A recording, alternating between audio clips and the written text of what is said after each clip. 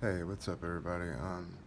I want to make a quick update video of what's been going on with the progress for my health with my trigeminal neuralgia.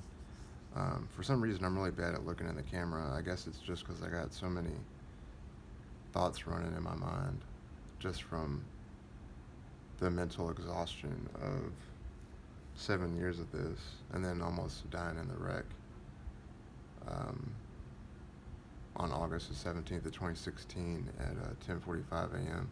I'm gonna, at some point soon, hopefully, I'm gonna post um, the police report. The cop literally says essentially that the wreck was her fault and she broke two laws. One of them was inattention, which means you're not paying attention to the road pattern, and then failure to yield, meaning that I had the right of way. But she basically jerked out in front of me 3 times, and obviously on the third time was the last time. And I had pushed her entire passenger side in like a pancake. And of course, the first thought that came through my mind was I was just like, God, please don't let me have, killed a child. Um, which still upsets me, just the not knowing part. Ironically, you would think that you'd be concerned for your own safety. But if you're a selfless person like me, um, which is the same way that Jesus was, but you're always more concerned about someone else's well-being over your own, so you put other people first, um, which is obviously a very humble and honorable thing to do. Um,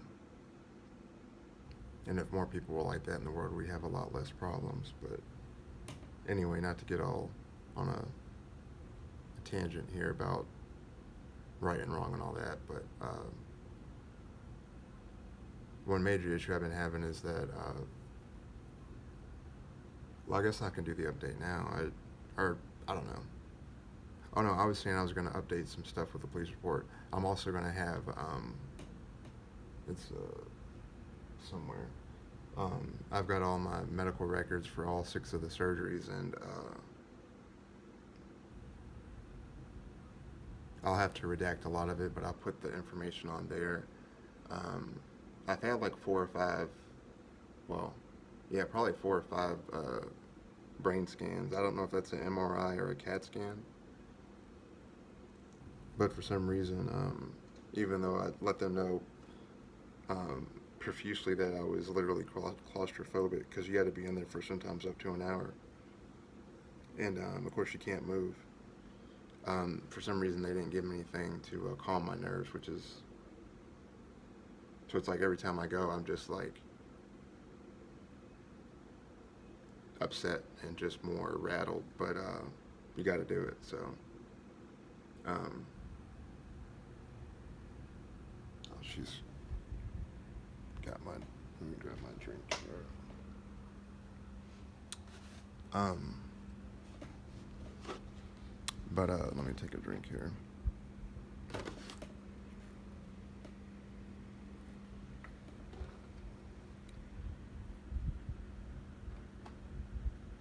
Obviously you have to make income, and so I've worked on and off as much as I could, and then basically till I almost dropped dead, either from a stroke or a heart attack, or both at the same time.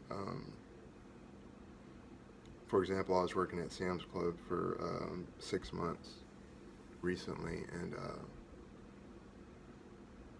from the time that Kobe died, rest in peace to Kobe and Gianna and the other, almost said victims, the other people that had perished. Um, I had like my 6th or 7th hemorrhoidectomy because I have Crohn's disease, and if you don't know, a lot of and Crohn's is a gastrointestinal disease. It can be, it is extremely serious, but usually you don't know you have the Crohn's disease until you have an attack, and mine was well, near fatal. I drink a gallon of milk, or 2 gallons of milk with my cousin, Fat Daddy. Even though he's not fat, he's just skinny, fat in his mind, or you know how that what people say about that. But his real name is Brian. But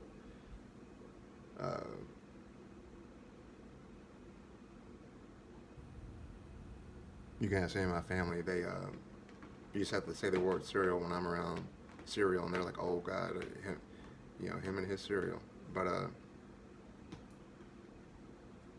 so essentially what that means is that when you consume dairy or lactose of any kind, it could be like butter, cheese, milk, whatever, it's essentially like drinking like straight fentanyl, like the liquid, like a whole thing of it or whatever. That's how lethal it is. And so I had the attack happened, and immediately my Auntie Letha called my mom, and my mom got there in about 5 minutes because she had a Beamer. Let me see. It was like let me see, 1990s BMWs list.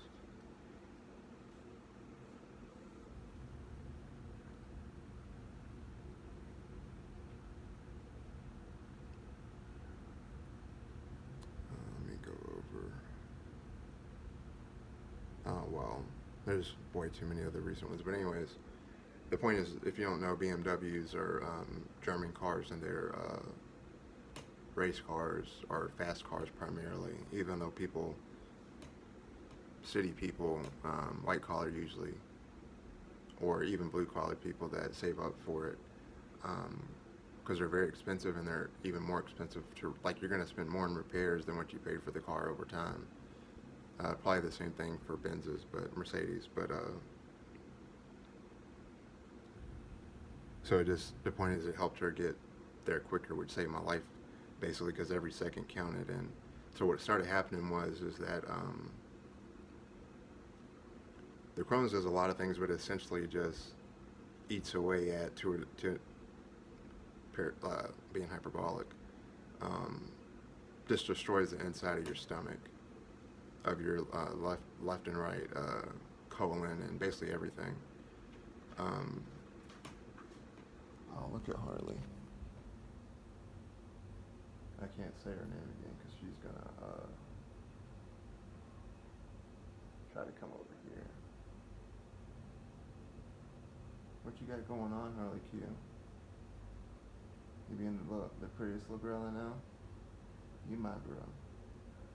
I love on you. Oh my goodness. You trying to get that? Oh, she's hitting the ball. Yeah, I figured they would like that, and they love that little that ball thing. They really like it a lot. Yeah, of course he's jealous because see, that's what he does. As soon as I say her name, he comes over here.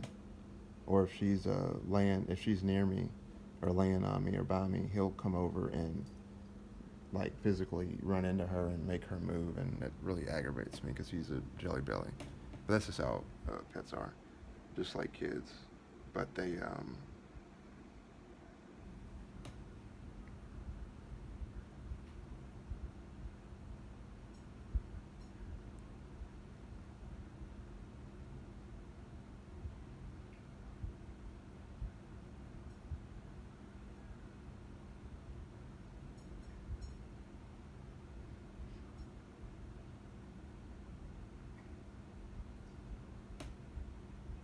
saved my life, and they're the reason I'm still here. And of course, God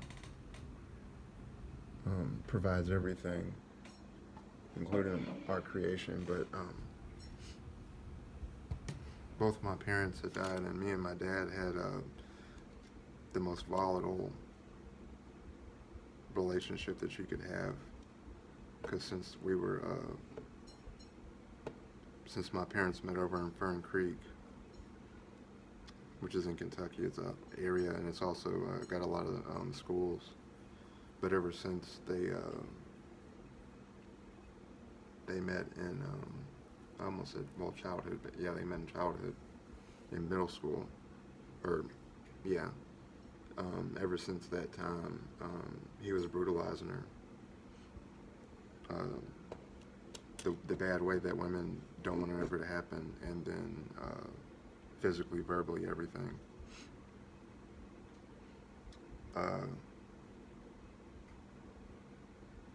the one thing my dad never did that I wanted, that would have done the healing that I needed for the most part, was to say he was sorry, and he never did. Towards the end of his life, before he died at 49 in 2016 or 17, he would always say, "I worship the ground your mom walked on," and it's like, yeah, but you were a danger to her life and well-being, literally almost every day. Because that's what abusers do. The really bad ones, they do really bad harm, and then they completely change and charm, and then they become the person that you fell in love with, and then you always think it's going to get better, or you can fix them because you feel like they're broken, and then it's just like,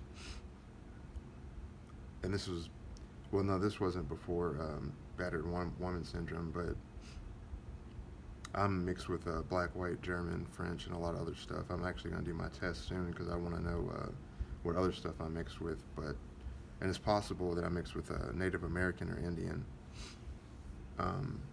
because I live in a Kentucky, the name Kentucky derives from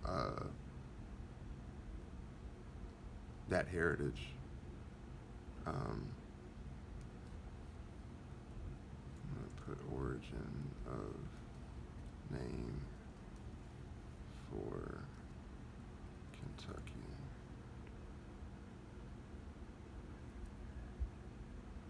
Okay, well, I shouldn't have put that.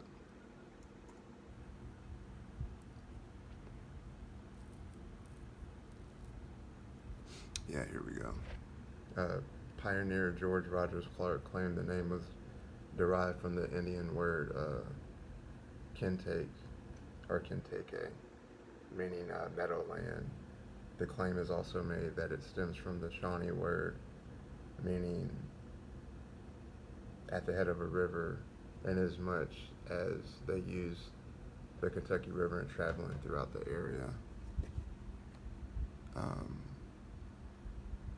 And I believe Shawnee Park is a park here in Louisville. I should know that, but I've had 90% of my experiences are extremely bad, so stuff's blacked out, and because of that, the way I explained it to my therapist to really help him understand, and my psychiatrist, is like,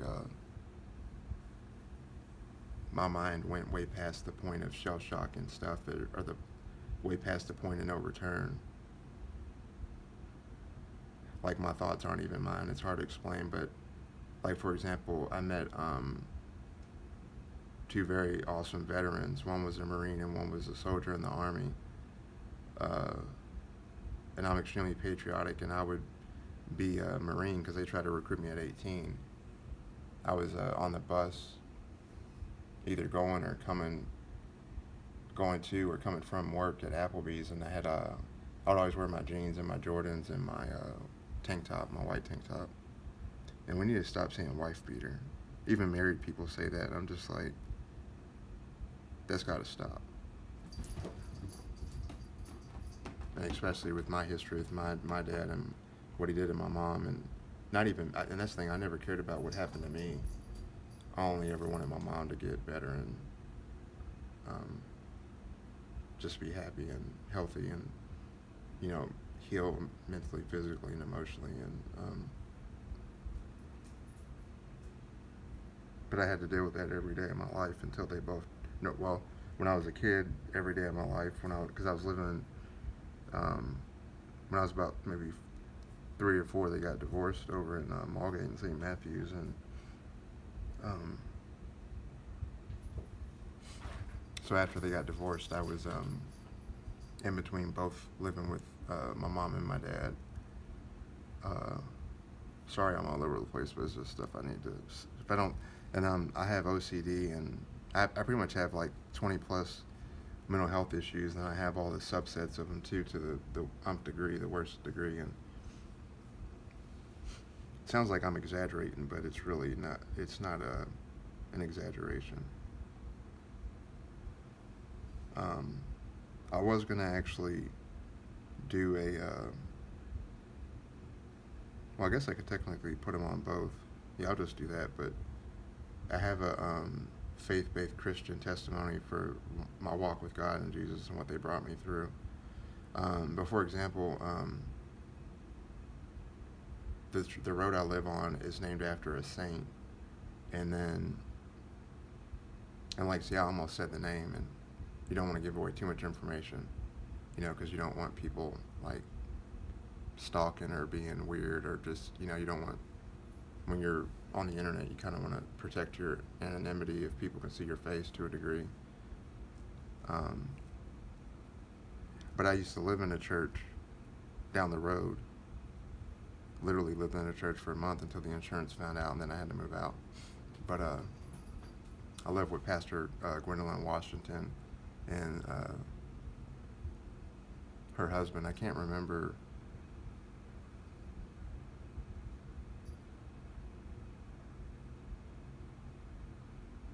what you call it if a woman is when the woman's the pastor and the male is the husband. I can't, or the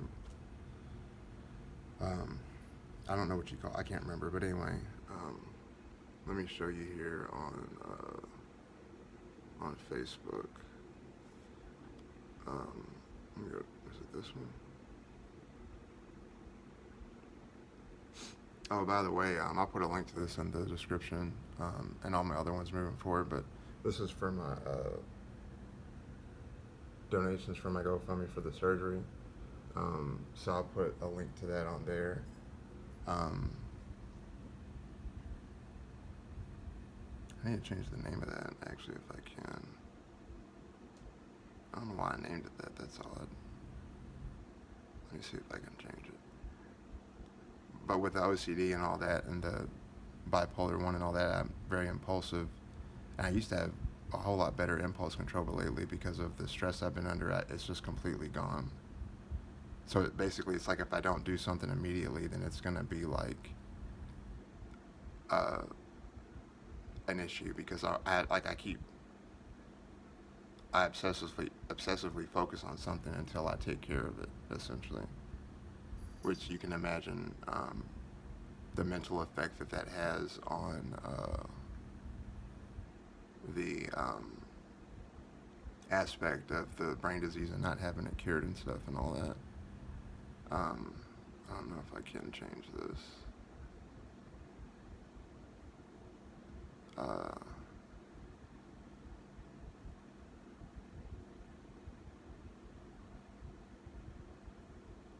I might have to make a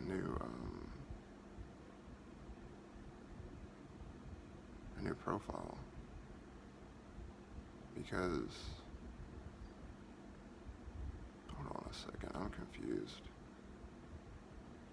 Let me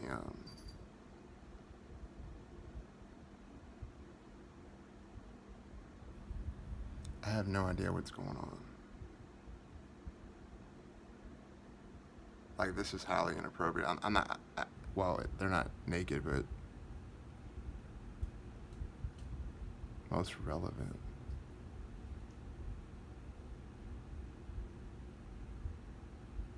Like,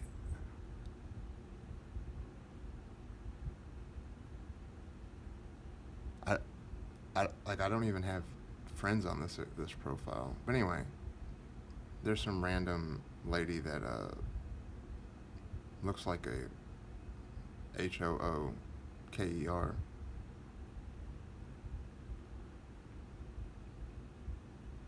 I guess she's saying that she just joined the group. No, are there even members in this? How do you check? I'm brand new to all this, so it's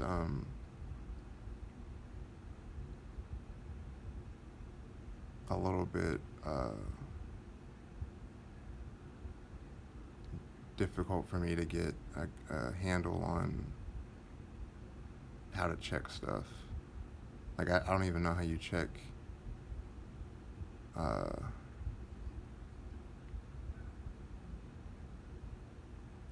like where the members are.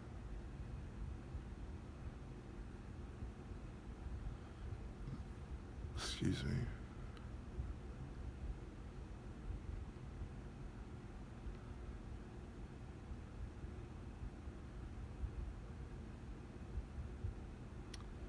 Okay, so let's do this. I'm gonna make a new group actually for this.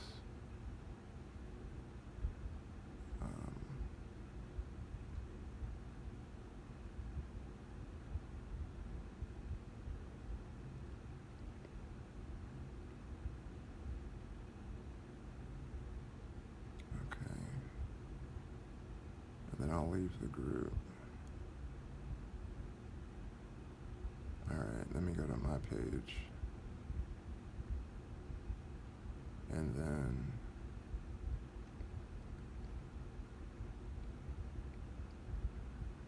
it says there's 12 members.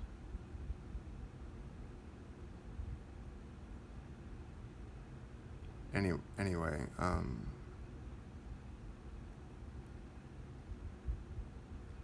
sorry, I kind of need to do this because it's relevant to the, I keep clicking the wrong button. It's relevant to the, the, oh, I didn't mean to hit that. Got the wrong stuff open, sorry. I'm trying to, just got this new computer, to be able to make, videos and updates and all that. Because what I was saying about my income is that I don't have an income right now, so it's my 5th time applying for disability, SSE disability and SSI. So because in Kentucky it's extremely hard to get it. You pretty much have to be like having 5% of your life forcing you to life capacity and life function and force and all that, and even like 5% of the use of your body to even be considered. And the irony is that I've literally got the most painful disease you can have, and even for someone like me, I still have to basically be treated as though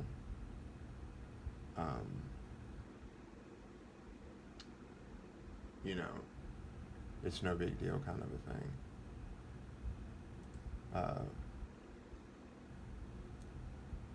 But yeah, let me see, let's do this real quick. So I'm basically working on utilizing as much as the online things like Facebook and YouTube and all that to not only raise money for hopefully the last surgery I need with the University of Texas Trigeminal Neuralgia Research Center, which I'll pull that up real quick here too.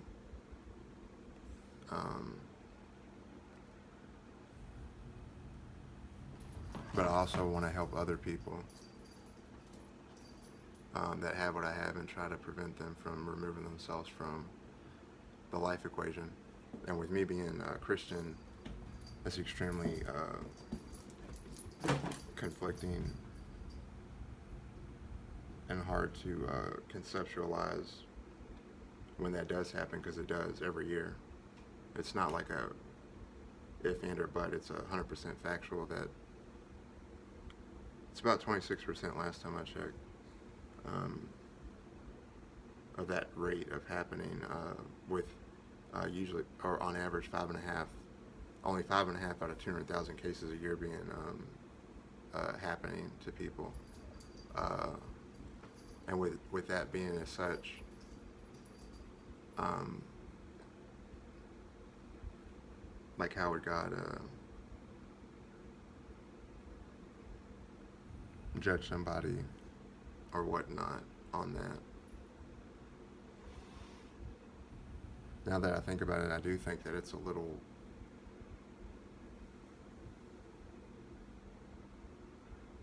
ambiguous as to like blind and deaf people like that and mentally challenged and all that, even going back to antiquity or to Jesus' time, that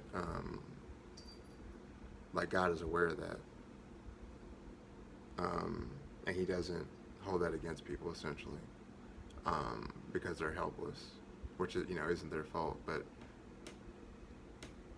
so that's why I'm working so hard to try to get all this going. And but here's a research center right here, and this is where I'd be going. But since I live in Kentucky, obviously, if you're talking about travel accommodations,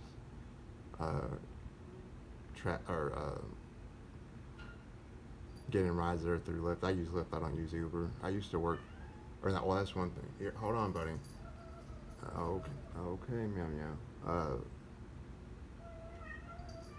Okay, buddy. I hear you. I'll get you. He's just wound up. He's not hurt or nothing. I'm sure you could hear them, and they were playing too. But luckily, they weren't yelling.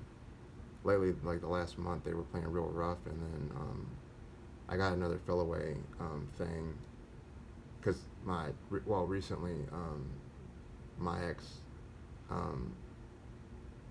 evicted herself and agreed to leave. Then it got out of control, and I had to call police 4 times in 3 days. Then I had to get an EPO, and I went to court last week to just get the request for restraining order, because the judge has to approve the EPO. You can't just file it and then it goes into effect and serve the person, and then you both go to court. It doesn't work that way. So if the judge doesn't approve the original EPO request because they don't feel like it's a dangerous enough situation, then you won't ever get to the court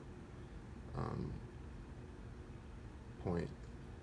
But I got the letter for everything to arrive at court, but either the clerk or the worker or the system stamped the wrong date on the paper I got, and the only paper I ever got was that one.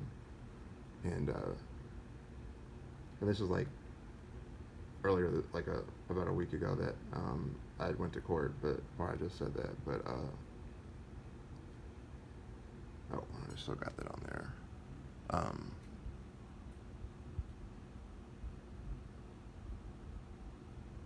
But this is the number to make an appointment. I call them and all that, and I do have Medicaid, of course, because I don't have income. And even when I was working, I wasn't making enough to go over the threshold of not being eligible. So that's been a great help. Knock on wood. I'm just paranoid about all my health stuff. And with my background, with my horrific childhood and everything,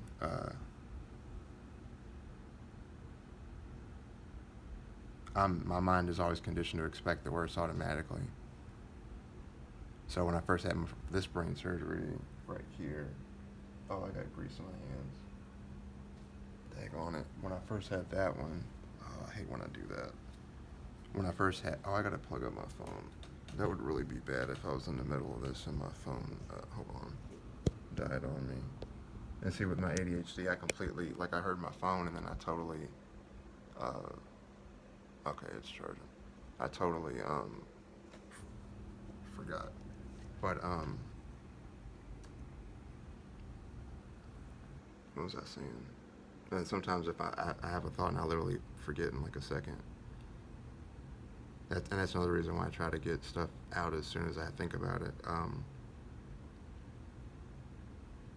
When I had that surgery from that scar you see, that was the first one, the craniotomy, which is a microvascular decompression of the left trigeminal nerve.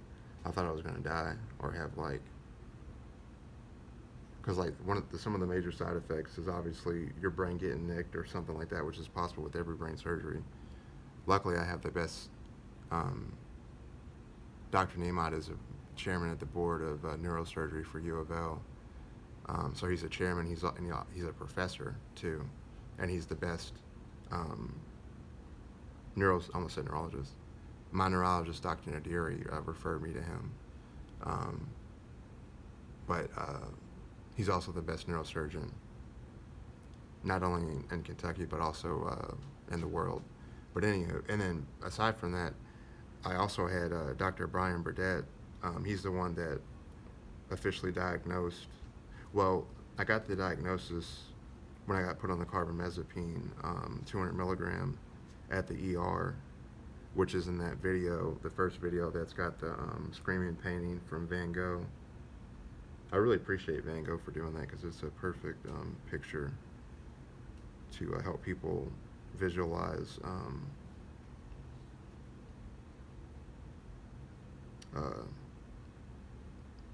how serious this is, but this disease is. But in that 50-minute video, the NSFW video, or my first video, well, I just said that, but in that video, you know, you have that family member that always says, if you need me, usually older, if you need me, call me. I always have my shirt off usually because my body, like last year for about 6 months straight, my body temperature was like burning hot, and I was having severe headaches, and the pain obviously can cause headaches, but, oh, and the reason I'm doing this video now is because my nerve is, oh, what, you know what I'm saying? I'm able to do it. I don't even like saying it because every time I say that, the opposite ends up happening quick. But my main cousin, that was my cousin Marsharia, and she raised me, so she's more like a big sister than a cousin, but by blood she's my cousin. But so I was in that condition where you hear that for about 4 days or so. But because of my history with all of my extreme health problems and my already having had so many surgeries and all that, I've got a very high pain tolerance, like physically, but mentally, that even for somebody like me, it starts to break you down. Because essentially I've been through the kind of things that, you know,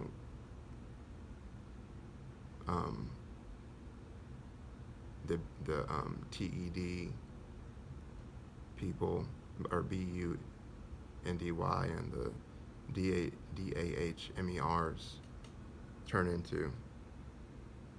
But even the most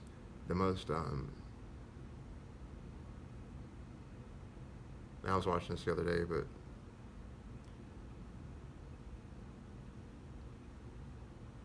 the best one that you can ever look at for context, if you haven't had like those types of things happen a lot, and I'm not talking about people that have had like 10 bad things, I'm talking about people that have like hundreds or thousands or whatever, but and thousands is possible because you could have like 50 bad things happen in like a day. Like you get bullied at school, you get home, your mom or dad's drunk, they beat you, then they verbally abuse you, then you're reading like a faith-based book or whatever, you know, what you believe in, and then they like smack it out of your hands like, oh, you don't need that garbage, and probably because they didn't feel like they got anything out of it when they were kids, so now they're being malicious and ugly, you know, that type of thing. So that's my point, like those types of things add up. But it's George Kuklinski, and the last thing he said is that all I ever knew was hate, and at the end, everything was hate, and so that's why I chose is hate. And my dad had put me and my mom out again, or my dad put my mom out again, and of course I'm a mama's boy, and so I went with my mom, and my Uncle Terry drove us over in the van. It was like a white van.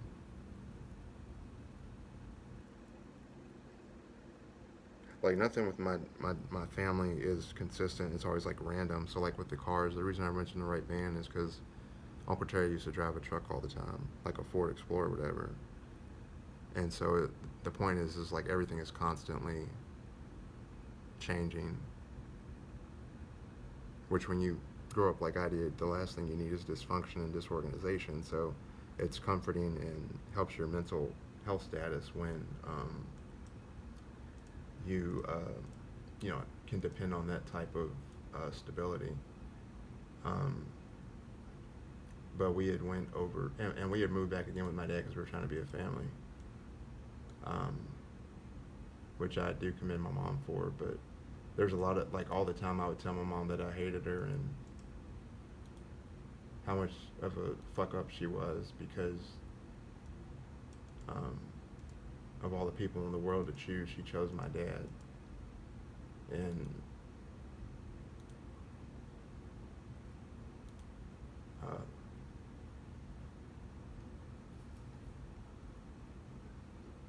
one thing that I kind of refuse to even think about or admit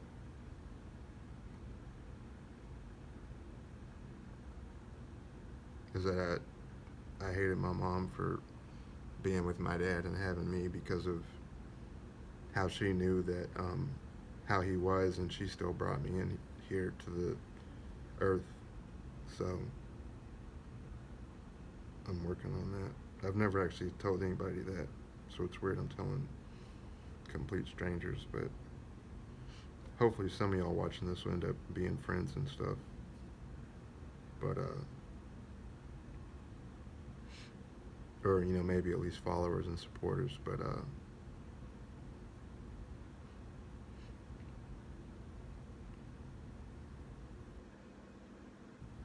and then I think back to when that was happening to my mom, and as a boy you always want to protect your mom and at all times, and the more you learn about bad things that happen to your mom, like it's your fault automatically. It doesn't matter when it was or who did it or anything. Like it could be like a hurricane or tornado or something, and the car got um, destroyed or whatever, and you still want to fix it. Um, and my mom was extremely addicted to drugs and alcohol, and you know, who could blame her? But she was a registered nurse at Jewish Hospital, and she did outpatient, inpatient, ER, geriatric, pediatric. She did everything. If I was half as smart as my mom, I would be, at least financially, I'd be very rich, but I've never cared about money. Uh, but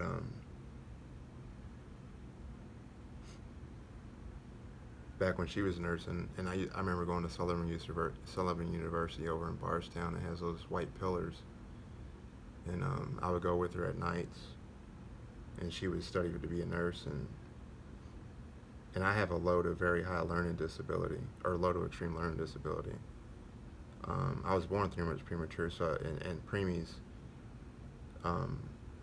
always have a ton of mental and physical health problems, just because they're.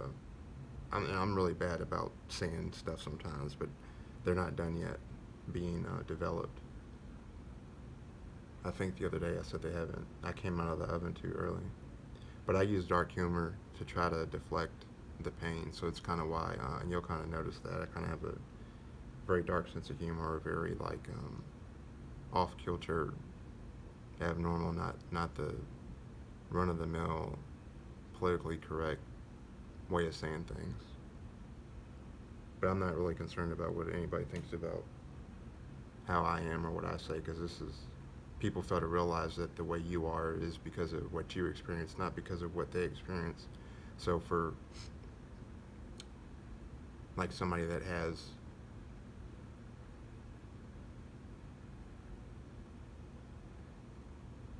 like fibromyalgia, which is also a nerve pain, and that's throughout your body.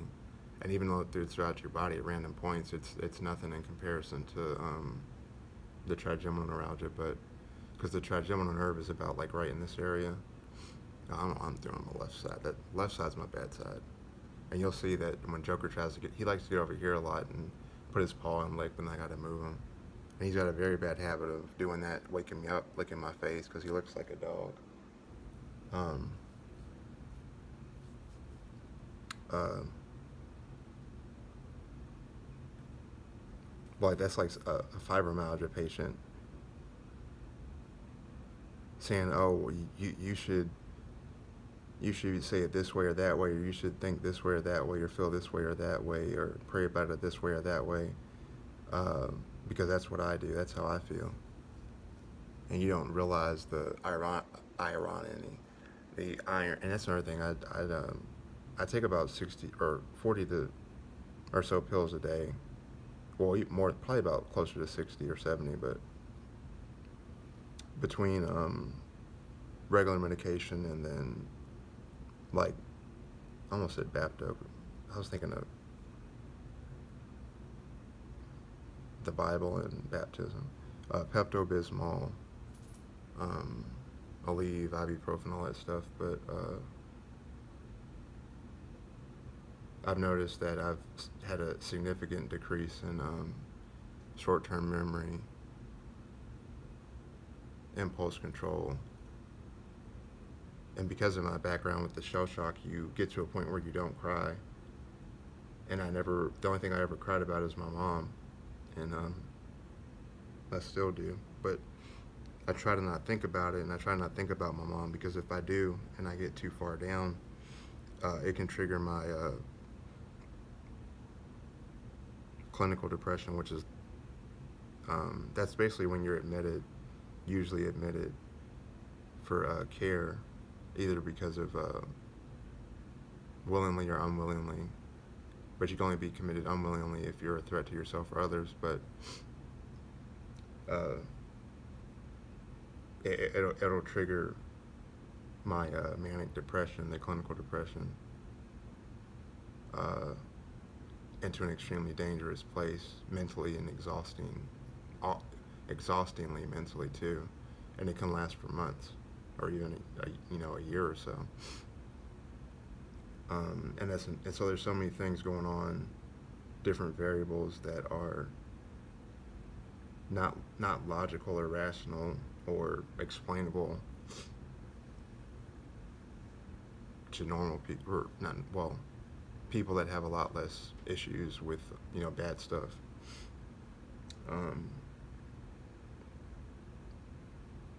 And if I get all over the place and I forget something, forgive me, but usually I get to the crux of the point I was trying to make.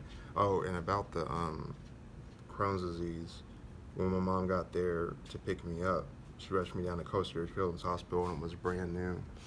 If I would have stayed at the hospital another week, I would have got to meet Michael Jordan, and you can see back there and I'm from Kentucky, so we're a very diehard, serious basketball, I almost say country,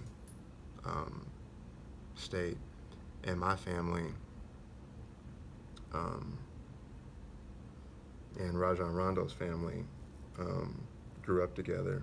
And when I came back in 2014 to take care of my dad, I was riding with my Uncle Arthur because he kind of wanted me to get, he's like, he wanted me to get out of the ICU up on the Jewish Hospital Heart, Blood, and Lung Center, because I think the 4th or 5th floor is the most serious floor. And there's only about 12 people allowed at a time. And when I would go in there was this like 12-year-old or 13-year-old girl that, like, and I've never seen this, but they literally had like posters and all types of stuff, pictures of her family and flowers and everything.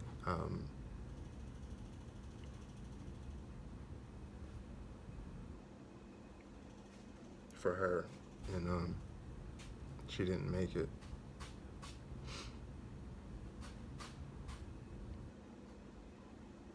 And I think about and pray for her and her family a lot.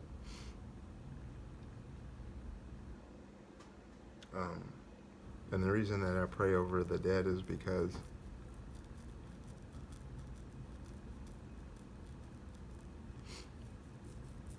And I could, I don't know.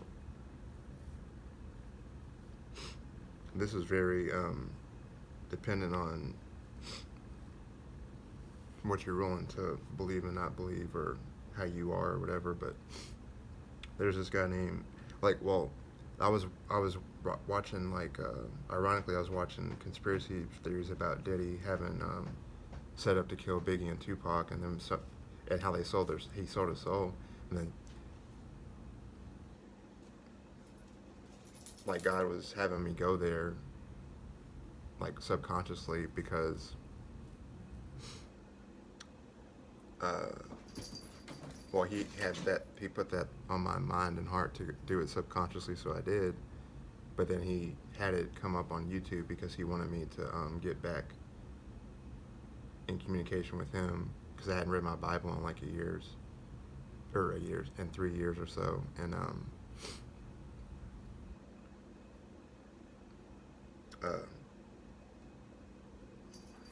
hey now, I knew that was gonna happen. Y'all cut it out. Um,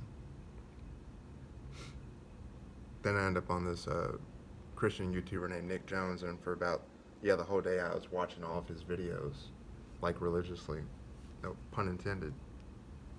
And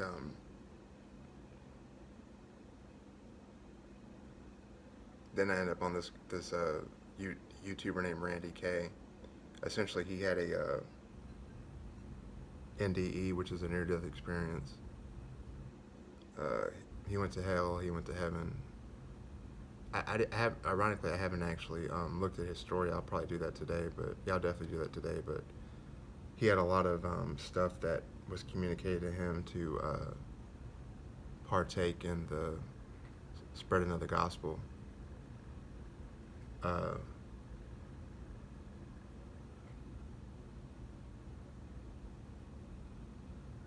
well, that's the point. Is when he was in hell, he was like, he wasn't going to hell, but he was shown it.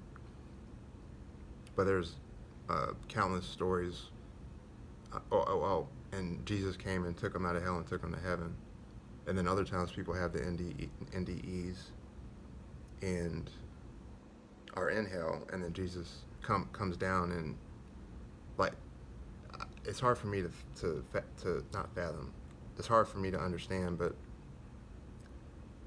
because it's like people think you get saved, you get baptized, you become a believer, you live as best as you can in your walk. You try to uphold the values and the commandments of God. And the only way through to the Father is through the Son.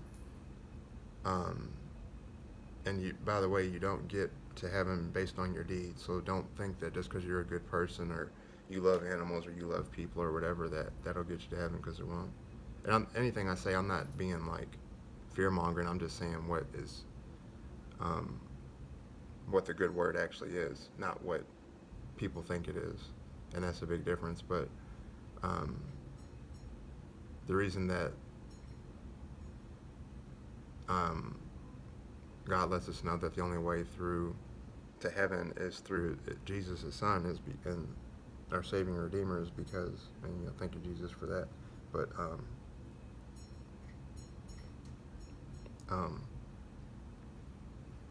it's because you need to have a real relationship with Him, and that, in conjunction with being saved and a believer and all those things I mentioned before, will get you there. And then essentially that's kind of like when you meet God and stuff. Now when you meet God, I don't know exactly. No, God's never. The only person that's seen God's face is Moses, I believe, but he couldn't see all of it. Which for some reason I've always thought about that since I was very little. Like, I wonder what it'd be like to see God's face, but he showed Moses some of it, but not all of it, of course. And it's really weird. You would think that I would remember this more, but like sometime like a few months ago, and this is like maybe 2 or 3 years ago, that it had happened, and then I remembered it a few months ago that I had like a blank dream, and then all of a sudden it's like I was kind of in like a navy blue area, and I was like that first person point of view. Actually, I can show you kind of like this. Let me see. I'll show you exactly what I mean. This will help you. It'll help you visualize it. Like this right here. Let me see. Whoops. Just like that. So like, let me find somebody that's not moving. Yeah, kind of like.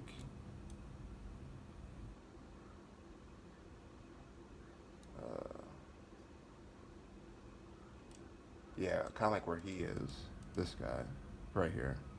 It was about that far, and then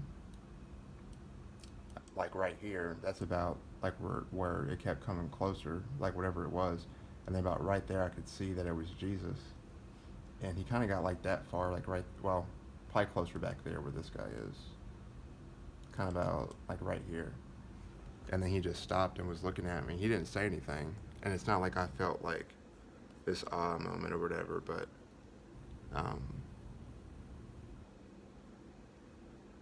Jesus and God are always communicating with us in all types of ways.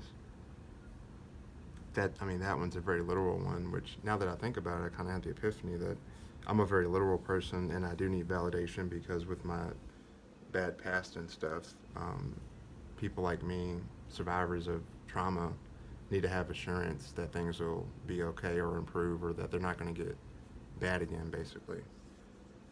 So thank you for that, God. That's really awesome. I just feel like it's not very often that God is that literal. But then again, God knows your heart. God knows He knew you before you were in your mother's womb. But anyway, well, about the Crohn's, real quick to finish that. My mom got me there to Corsair. She put me in the little red wagon thing. And this was back when Corsair was brand new. It was like one of the best children's hospitals in the world. And I'm going to go back maybe once a month or so. Yeah, probably once a month if I can at some point, and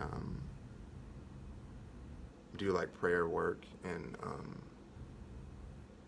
well, if their families that will allow it, pray over with the family and the kids, and talk to them and tell them, share my story, and let them know that they can be okay and make it, and not to be scared. That's just something I have to do because they saved my life. But yeah, I was a week away from meeting Michael Jordan, so obviously I was really upset. I'm not gonna lie, I was upset I didn't get to meet him, but because MJ's the one that got me into basketball, and then in '99 when I saw Timmy and David holding the trophy up, which let me show y'all that video. Well, I don't have to show you the video. Well, no, we'll just do the video of the thing. He's the one that, well, he's got me in, MJ got me into the NBA, or introduced me to the NBA. That was my first experience, but I've been dribbling and playing ball since I was like 1 or 2, probably not even 1, from what my family has said. But just like that little Tykes balls, or the ball on the rim, it's real short when you're little, and it goes up as you get older. And I'm extremely good at basketball, and I'd definitely be in the NBA if I wasn't so sick, and because my dad was 6'4", over 300 pounds over 350 pounds at one point, and he was actually dunking on Darrell Griffith, Dr. Duncanstein, who won I think in '78 with the Cardinals. It's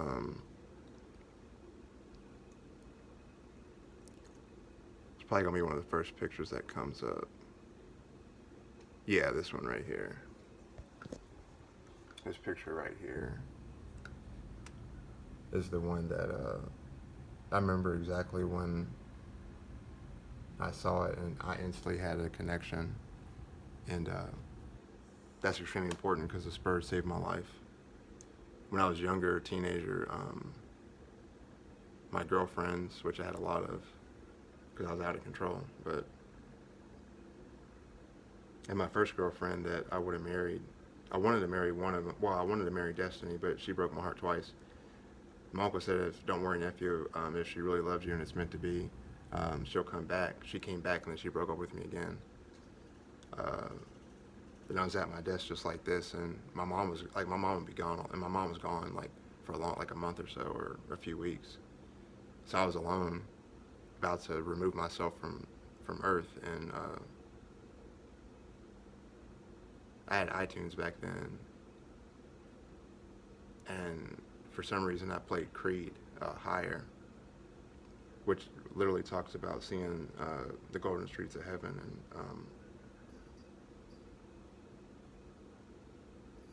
oh, and then when I got in the car when she broke up with me, which of course I did everything I could to try to convince her otherwise, but and by the way, she moved back from Florida to Georgia because I was living in Georgia when I was a teenager, and like she randomly, and my mom wasn't home again, and it was in the middle of the day, like bright out like it is now, and she came over, and I had given a lot of my family pictures to her, and then she's like, hey, I had some, like, she knocked on my door, and it was just like a movie because I was in the shower, and I heard it, I kept hearing knocking on the door, and that knocking like that triggers my fight or flight with my PTSD, because it's like you hear a loud noise and you got to investigate. I'm just like my cats. It's so cute how he drinks water.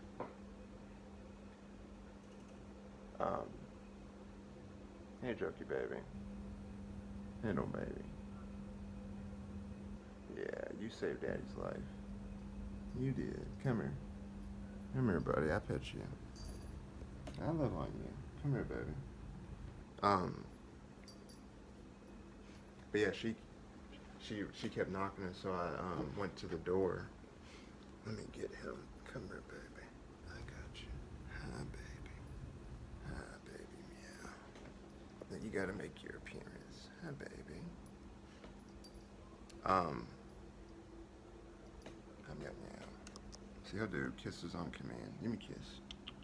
That's why he came up when he comes over. That's the first thing he does. He's used to me holding. Well, let me see if I can do it. I don't think I can, because no, actually I can do it. Yeah, I just do it like this. He's used to me holding him like a baby when he comes over, and then he gets kisses. And I've been holding him like this since he was little. See, he was waiting for me to hold him. I'm baby. I know. That's no baby. That's a baby. I know. I love you. I know, baby. Oh, watch your paws. Watch your paws. Oh, be careful, buddy. Getting too excited. But, I opened the door, and when I saw her, it was just like,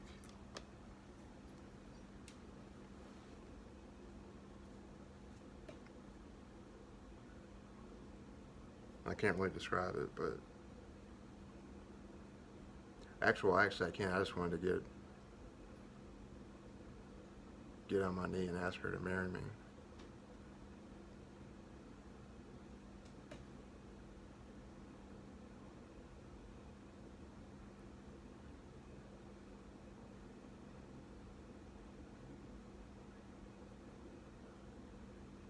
I haven't really thought about that for real. I mean, I think about her all, every day, but I haven't really thought about those specific things in a long time. But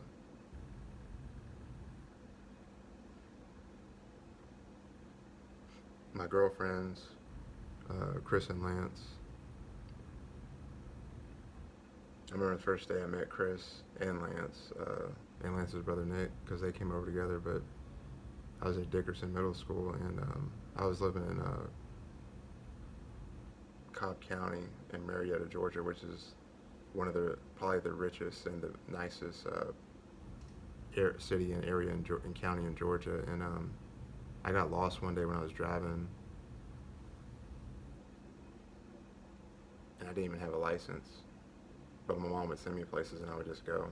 Never got pulled over, nothing, luckily, but I was like 15 or 16 driving around, and I got lost, and and I was right around the corner from my house, but I got turned around, and I eventually made it home. But when I turned into this area, this turn I made, if you remember Halloween H2O, when LL Cool J was the gatekeeper or the gate watcher, the guard, and he had to buzz people in and out. Like Josh Hartnett and his girlfriend and the other kids were all they kept trying to sneak out, and he had to bribe them. So Jamie Lee Curtis or Lori would let them, wouldn't find out. But that's how the gate was, except the gate was just like a really small gate, really compact. But I got there, and there's this I'll never forget. There's this black guard, and I told him that this black garden, that sounded funny. Sounds like I'm talking about flowers. Oh, the garden shouldn't be black. Oh, God. Sorry, Lord. I'm trying to not. I'm really extremely bad about saying Jesus and God, and I'm not talking about speaking in reverie or with, you know. But anyway, he's like, you know who lives here? And I was like, who? He's like, Art Blank. And I was like, wow. But he's the founder of Home Depot and the owner of the Falcons and all that, obviously. So that's how rich we're talking.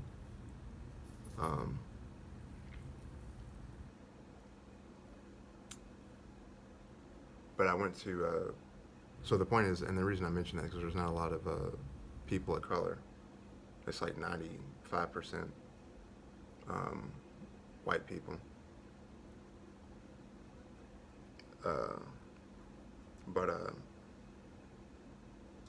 So the point is when I got to Dickerson, I was only there for like 3 days, about 3 weeks, and I was going to one of my classes, and Chris had on this plaid long sleeve shirt, like I think it was like purple and brown or purple and white, or maybe brown and white, and no, it was like brown, white, and purple. It was just hideous. You could tell it was a hand-me-down for his brother, from his brother Garrett, but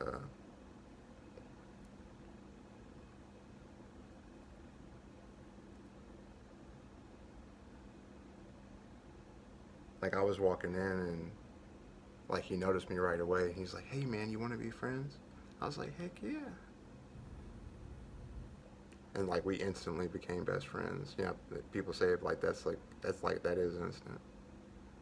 That's a really good memory. And then Lance and his brother Nick, because me, Lance, and Chris are all the same age, and Lance's brother Nick is a few years younger, like 3 or 4 years. But we were like Little Nick. But they knocked on the door, and again, my mom was gone, I believe, and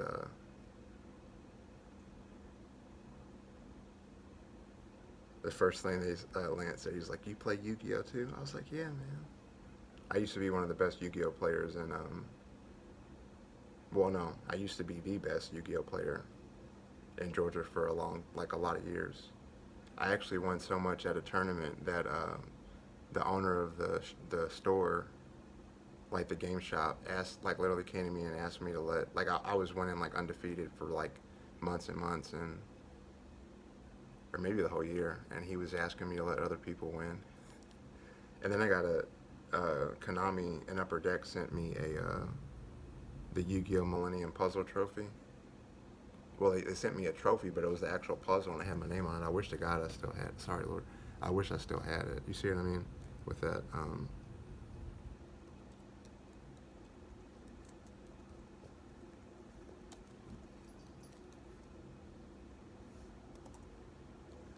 I wonder if they actually have. I've never actually looked up pictures of these. It's in a. Oh my gosh, that's it right there.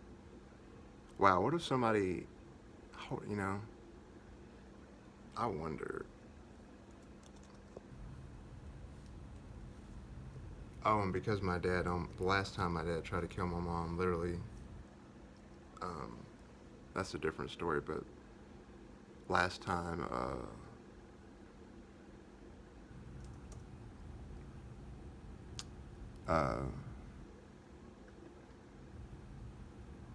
this is a good picture. last time it happened, we ended up having a name change because of it, so my name is different. But I was just looking if somebody actually had my trophy by chance, but that's it right there. And you could take it out obviously, and I took it out and I wore it at the tournaments. And I lost to also one of the top 10 best players. He was an older guy. And then before we went to the tournament, I went to all the tournaments, but because if you don't know, Yu-Gi-Oh used to be just as big as Pokemon back when it first came out. And one time at one of the release dates of a new expansion for more cards, I bought my first pack for like $15 because they wouldn't limit how much you could buy. And I think I got the Ancient Creator. Is that what you call him? Or the Ancient Protector? It's like a golem thing. Let me see.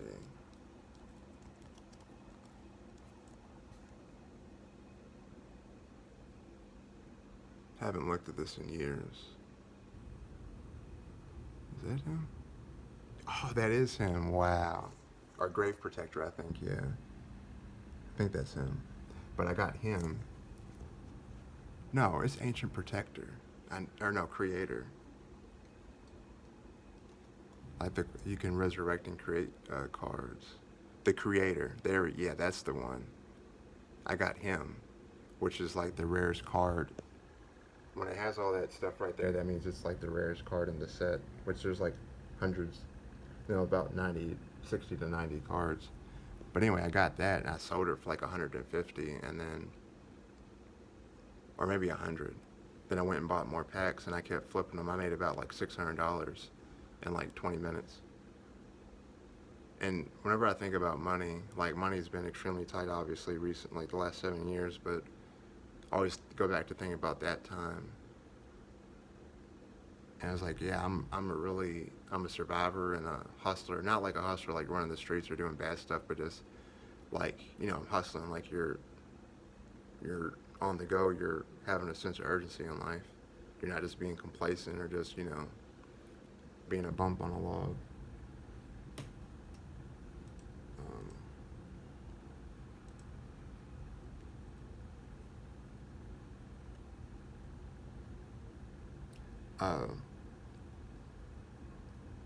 But yeah, so that was that. So literally my two best friends, me and Lance don't talk anymore, but I'm really glad that I remember vividly and literally that exact experience and time and everything, meeting them. And then so Chris and Lance and Nick too, and their families, because I live with their families a lot too, because my mom would be in rehab or gone or whatever, and for me to not be truant, I would have to be in a minor, even though I've been left alone since I was very young. But so it's not like I don't need an adult, because I've been an adult since I was a kid, because of the way I had to grow up. And it really irritated me that I couldn't just stay home. But say I live with a Russian family, Chris and Lance, and a lot of other people, a lot of homeless shelters. I've been homeless about 20 times. But anyway, since I moved here in 2017, as an adult, I've never lived anywhere longer than a year. But by the grace of God and His blessings, I've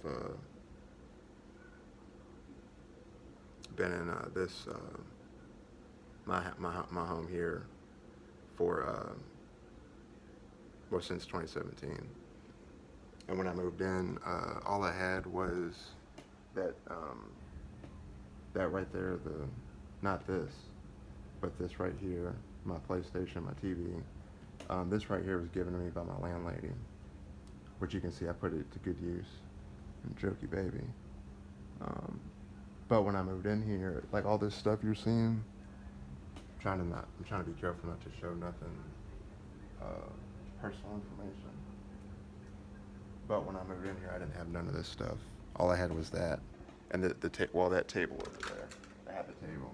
So the table and then the TV there, and then this computer, not this. No, not this computer. I had another my Alienware that I got from the pawn shop for $350. It was like a $7,000 computer. But anyway, I lost that in pawn.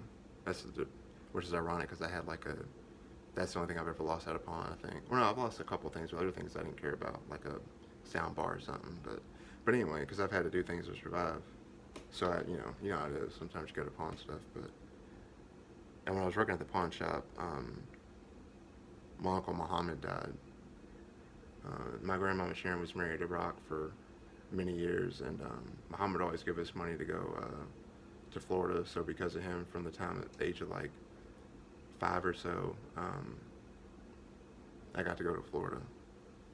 And when he died, instead of just leaving, or instead of not going to work that day, I went to work, and I really regret that. But it's not like I needed to go because I had, he's family, so I had many experiences with him. And obviously not to get too far off track, but I already have, but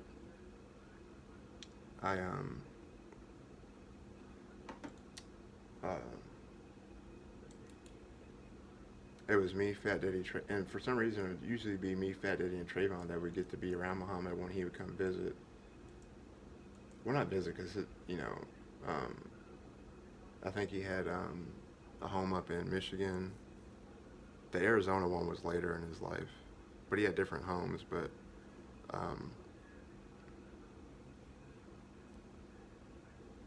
it would usually be me, Fat Daddy, and Trayvon that got to see him, and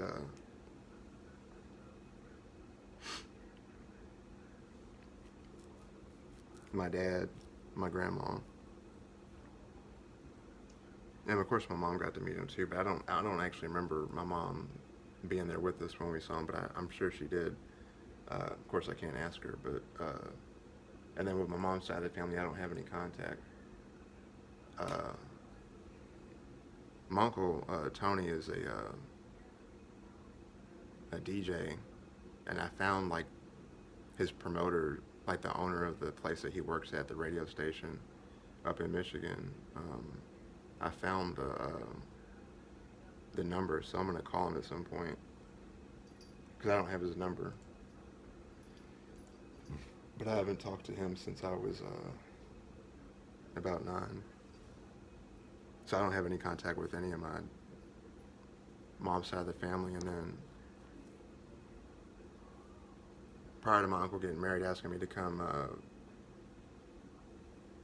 to his wedding, he married like a Navy admiral, which is pretty cool. Like, she's a high rank officer, but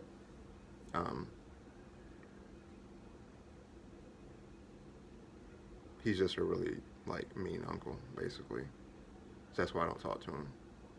But I am definitely going to honor the Lord and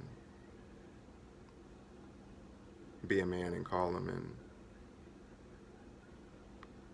and make up and try to mend the fences, so to speak. But and to talk about the military, the Marine and the soldier I met the Marine when I was coming from court, because I had to refile all this stuff again. So I did that, and my ex's mom and her brother were all threatening my life multiple times, so that's why I had to call the police so many times. So I had to stay. It was noon was my this how my court date was at noon, and then the guy came out and told me about the mess up with the letter, and because they sent the letters out not long after they realized a mistake, but nor me or my ex got the letter, and so it got dismissed without prejudice, which means that they didn't hold it against us, or against me really, because she's the defendant. But the only thing that needs to happen with her, she just needs to be made aware of the restraining order if the judge grants it, which since they approved the PPO, I hope it's the same judge, but since they approved it, I don't see why they wouldn't do a restraining order. But I've never had to go through this before, except for when my mom had to put it against my dad. But I was a minor, so I didn't actually fill it out, of course. But and I don't remember the paperwork or nothing either. I just remember getting our name changed and going to take the pic. I had to wait outside while she got the pictures of when she was like almost beat to death. But again. But anyway. And my baby sister Jade, she and you know, the other thing about all this is like when I talk about it and I say it, I don't feel like it's not like I don't feel like it's real. Like I don't feel real. I feel like I'm like a robot, or I'm like a I don't know. I can't explain it, but whatever. JR is like an older brother to me. Sometimes he'd wrestle with me too hard a little bit and be a little bit not mean but harsh. But he knows that. But we, you know, like sometimes he'd be like, "I'll beat you up." I'm like, "Come on, bro." But anyway, he was pushing Jade when she was about 1, and my dad had me, Jade, Binky. Shanika, but we call her Binky. One of my dad's ex-wives. Binky is Jade's mom. My other siblings weren't born then. It was just me and Jade. Dana, who's like a mom. I have many surrogate moms, but Dana is his ex-wife, and Miles' his brother. Well, Miles, Megan, and Lindsay, and they're like, Lindsay's the oldest, but me and Megan, well, aside from Miles, me and Megan, well, no, we're all very close, but I guess you could say me and Megan out of the girls are the closest.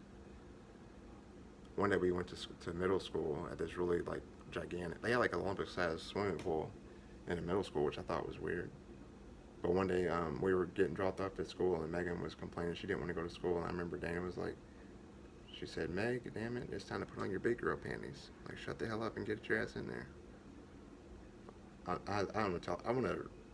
I'll text her now. I want to see if she remembers that, because it's hilarious.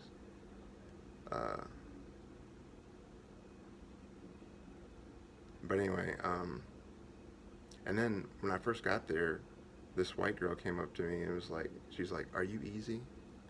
And in my mind, I was like, this isn't a video game. What the hell are you talking about?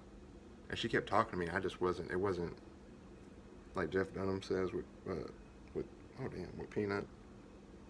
Why was my hand so high? But anyway,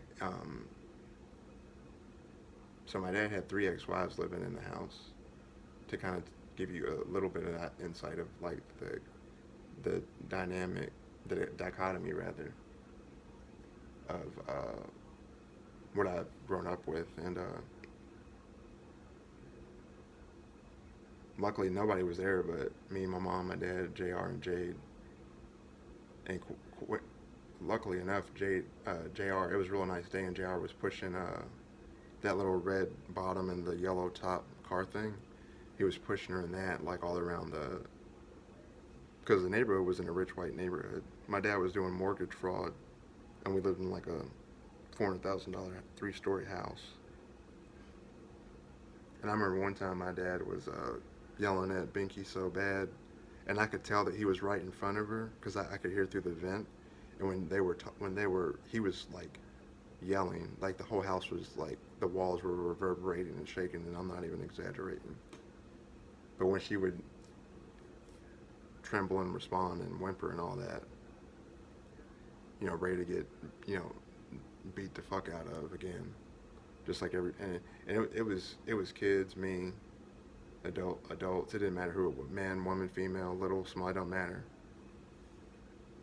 And I really think that like my dad killed people. But anyway, some people are just harsh people. Maybe not on purpose, but just for whatever reason. But anyway, lack of control, I guess. But anyway, she was saying stuff, and I'll never forget. He said, "Then what the fuck is it, Shanika?" And then at that, and I probably remember that so well because I thought he was gonna kill her. And see, and then so it's not like I'm always only trying to protect my mom. I'm trying to protect my other moms. But anyway, so I have extremely good, strong connections with anybody I interact with that's close to me, and so I carry all of that pain with that too, not just my mom and my dad. Oh, but about my mom and getting dropped off at the thing with Uncle Terry, and I'm almost done here. I guess I might as well say ain't none of these gonna be short. But the reason I mention all this is because this is all stuff that I think about all the time. So even though it happened a long time ago, it's not irrelevant. And so it's not like I'm only dealing with the trigeminal neuralgia. I'm dealing with mental, emotional, physical, spiritual pain, and it is affecting my health and affecting my ability to cope. So that's why I'm mentioning all this. Because the same way that I'm having that,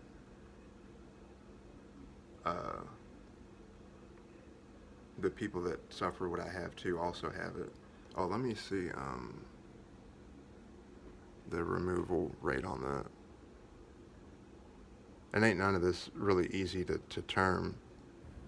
So I try to make it as compassionate and sympathetic as possible.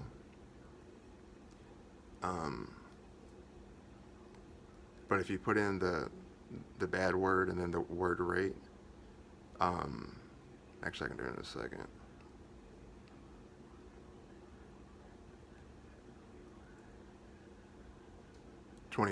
So it went from 26 to 25. So 5.5 out of 25%. That's at least one person, if not two. But anyway, and this is so relevant to the disease because it's like when you're pushed to almost the end of life or wanting to do that, it makes you think about what you've been through in your life. And the last thing you want to do is leave with unresolved things. So that's why all this is relevant. I probably should have said that in the beginning. But anyway, the point is JR and Jay didn't see any of that. And by the way, it might sound dumb to say that a 1-year-old will remember something, but it's been proven that even when in the womb and at a very young age, just because a child doesn't remember something doesn't mean it doesn't affect them, because it does. I don't know if y'all knew that or not. I'm sure a lot of women and moms know that. But anyway, oh, my mom wheeled me into Corsair, and then right as I was getting wheeled in, I was looking like at the door like that, and then my dad walked in right after, and then there was probably about 100 people in there, sick, throwing up, crying, all types of stuff, and there was like two or three people in front of us, and my mom like went right past them, obviously, because I was turning like Homer Simpson, like jaundice, my whips. I sound like Roger Rabbit, Peter Rabbit, Bugs Bunny, or I don't know, you know what I'm talking about. But what was happening is I was having the reaction, and like the more dark oranges the Crohn's is, the more extreme of a case it is, and aggressive and deadly it can be. So you don't know you have the Crohn's until you have an attack, and unfortunately people can die from it. So it's kind of like you have a ticking time bomb in your body that could kill you and you don't even know it. But anyway, with the cereal, it was just a matter of time. See, I'm gonna have to stop talking anyway because my nerve is starting to hurt. But I need to take my. Hold on 1 second.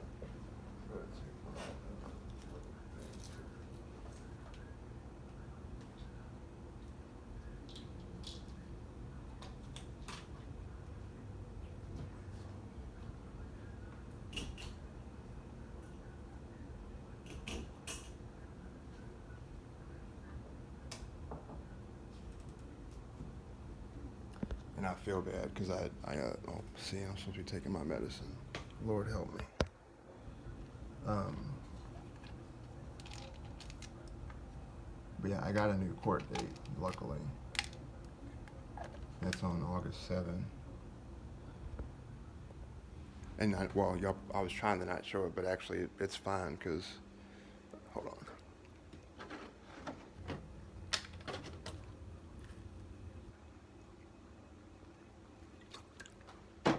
Um, I'm gonna pet my baby girl. But I'll get so caught up in something, I'll forget that I have this light on. And because while I'm making videos and stuff, you want to have good lighting. And I got the light on her poor face. Yeah, baby girl. But she's my girl. But in the video when I first had the attack with the neuralgia, you can hear Joker, his collar and stuff clinking, because he's pacing, checking on me, and probably like the 30-minute mark or so, I pass out. Like I don't go to sleep. I black out. Like I pass out. And outside of like when I was younger and dumber and well, not young and dumb, but well, young and dumb and drinking way too much alcohol and getting girls and partying with Chris and other people, a couple other guys I grew up with.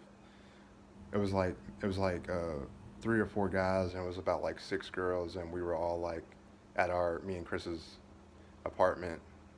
Well, it was Chris's apartment, then I moved in, but we were all there.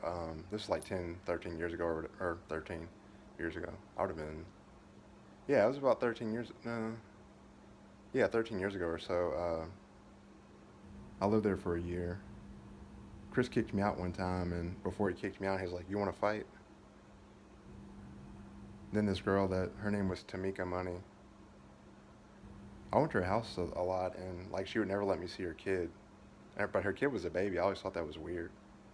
But she just told me like she didn't want to bring a lot of men, like random men that weren't gonna stick around, which normally would insult me. But I was kind of in agreement with that. But she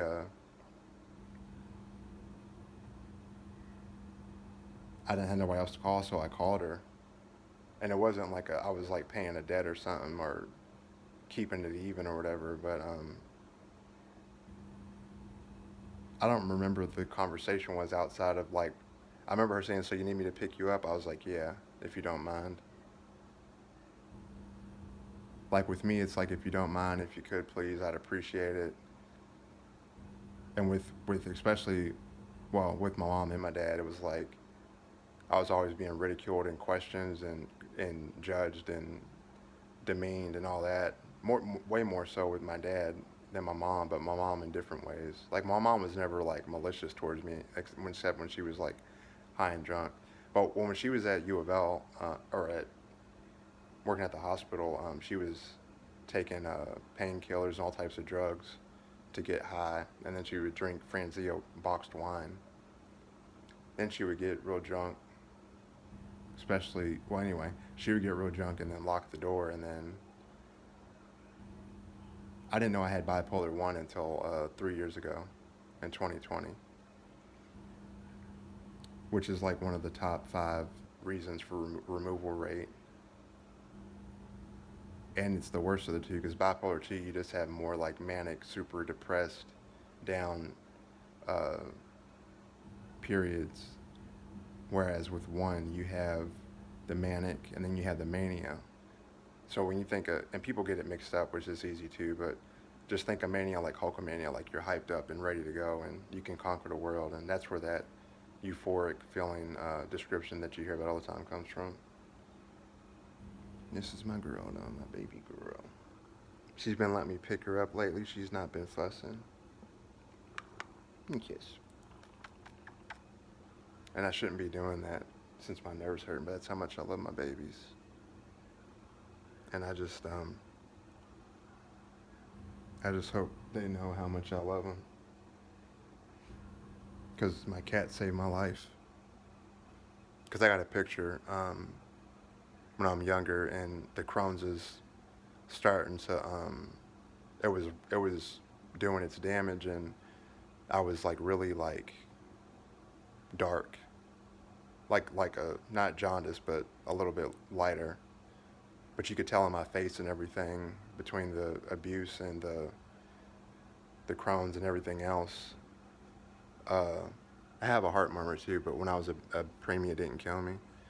But I was pretty much premature, and then I spent 6 months in the NICU, and then another 6 months I had a heart and breathing monitor machine thing, which my auntie Cindy always reminds me of. She's like, boy, I used to carry you around on that monitor. You know, we love you, and I know they do.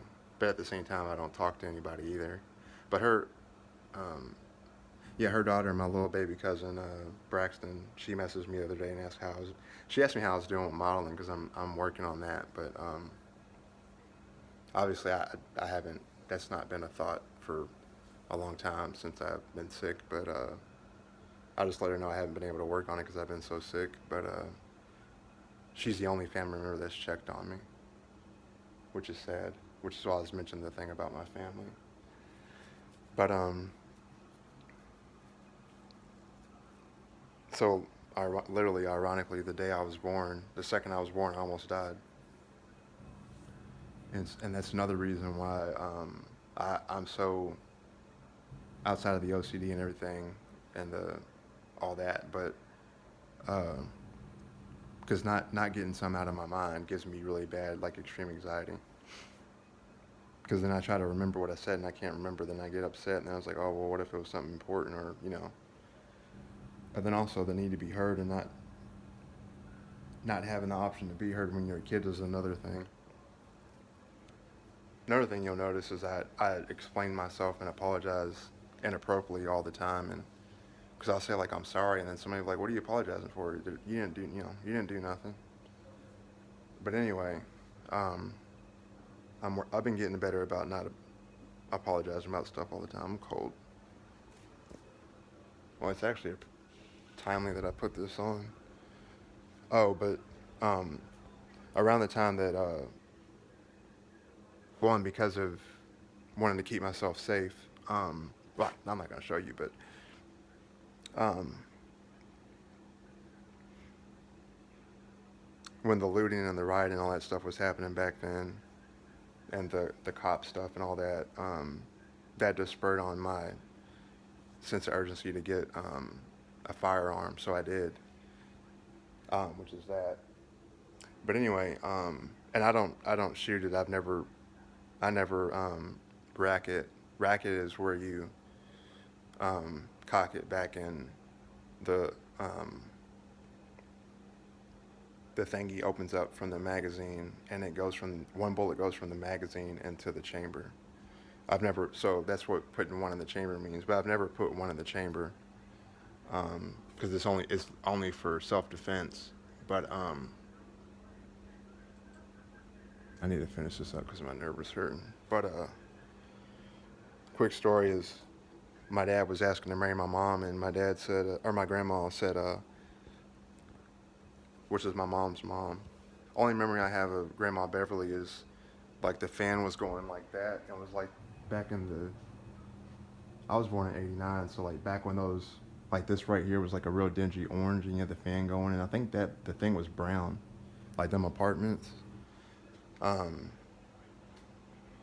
and my granny was a heavy woman because she cooked 5-course meals, and when you went over there, you ate. You ate everything. You didn't have no option, which is a big reason why both my parents are dead, because of overweight issues. But anyway, then my dad took a weight loss pill. Well, they both took a weight loss pill called Fen. But anyway, I'm getting too off track. I need to hurry up and end this video. Grandma Beverly told my dad, or the memory I have of her, she picked me up and had my passy in my mouth, and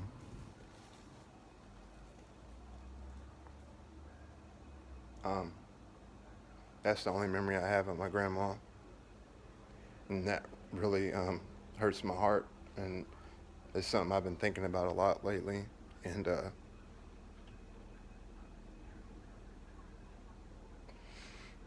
only have one baby picture with her in it, and it's when I was brought home, and was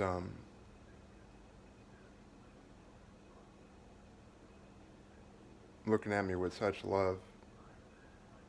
So it's kind of like she's looking at me now, and it really hurts a lot in conjunction with having lost my mom.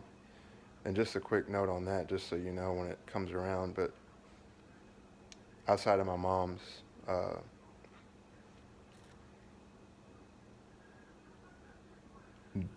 date of death anniversary on June the 26th, 2010, between 11 p.m. and 2 a.m.,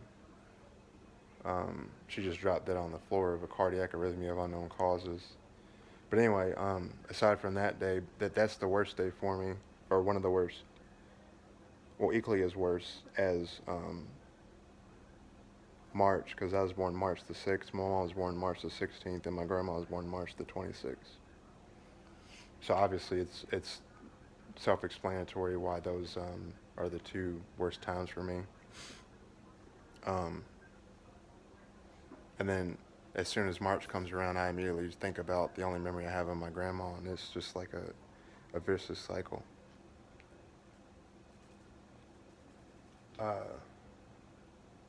But, oh, you checking on Daddy? Hi, pretty girl. But yeah, Grandma Beverly told my dad, she said, now Mark, that's my beefy, and if you heard her, I got a friend named Smith and Wesson and a shovel. Obviously, I didn't pick up on what that was until I was older, a lot older. Really kind of like a young teenager, really. But I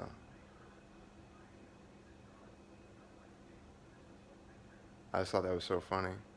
But I thought Smith and Wesson was like real people. I mean, and ironically they are, but like I thought that's who my mom or who my granny meant about my grandma. For some reason, I call my mom's mom grandma, and I call my dad's mom granny.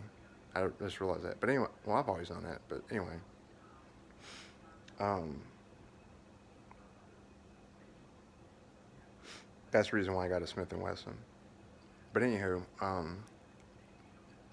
and the times that I had to call, since I was in fear for my safety and on high alert, obviously with the fight or flight, I went into defensive mode. And my neighbors were hearing everything too. So I've got video evidence, I got messages, I've got every kind of evidence you could need. But anyway, and when I did go to court, I saw my ex with her mom there. And I was just like, why'd you bring your mom? Like, you don't need, like, I'm not a threat or nothing. I'm not violent. Like, I ain't never, we had like maybe six arguments. Only two were bad. And obviously the last one was the worst one. And then we ended up, like, she wouldn't look me in the eye. She wouldn't talk. She wouldn't say anything. And then her mom's,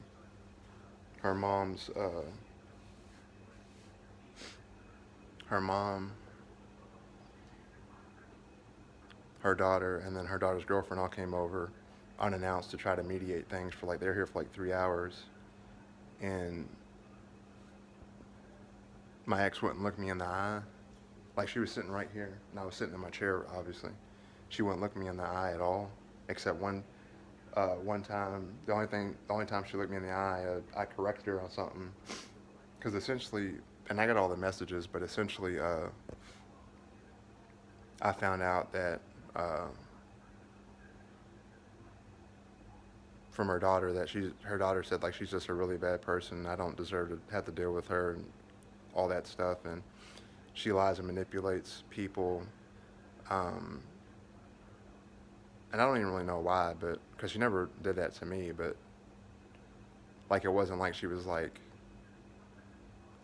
whatever, nothing malicious or nothing. So, but anyway, uh,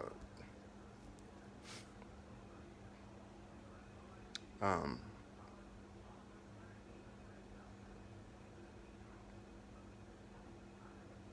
oh, she had said so many lies to her mom, and her mom was sitting right here, and then the girlfriend was here, and then her daughter was here, And so by the time that, so her mom got here, coming over here thinking like, oh, I gotta go rescue my daughter because there's this crazy guy.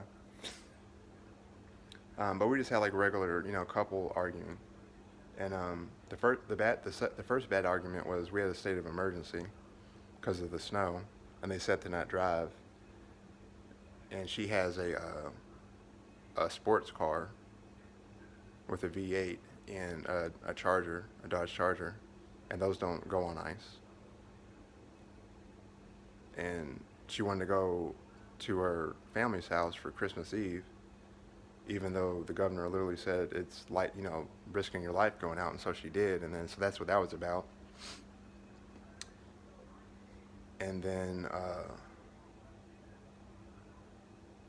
like, the only thing I said before she left is I was like, it's a state of fucking emergency. Like, it's, and especially with my history, I don't play with my life because I've already almost lost it so many times. I've had many near-death experiences, as you'll learn, but, and then when I tell you more stories, you'll see that I'm not bullshitting or making stuff up. But I'm not a liar. I tell the truth.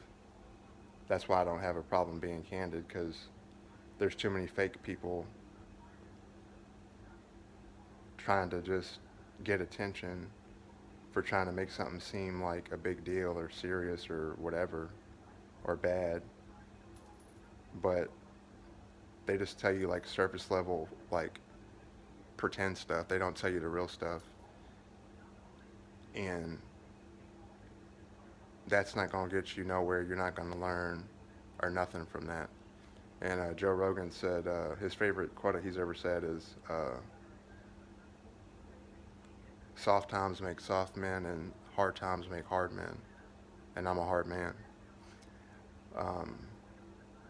Just tough, resilient. And, oh, well, when Uncle Terry dropped me off, me and my mom were in the parking lot, and she said,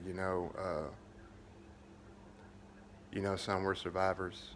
And I think about that every second when I'm having the pain, but mainly the nerve pain.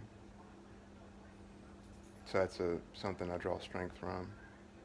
But then we were in extended stay, and it was a really small room, and me and my mom got into it again, and I said, Mom, I don't want to,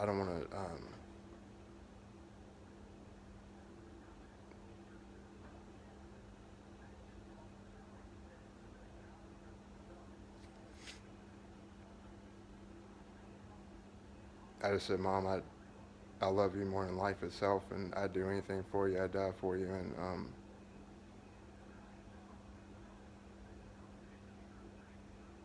I want to help you get better. That's all I've ever wanted for you, but I can't fucking do this shit anymore.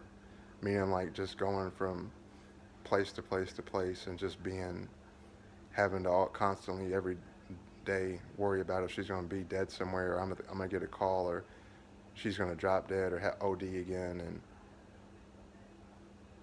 and then having to see it makes it even worse. And you think, like,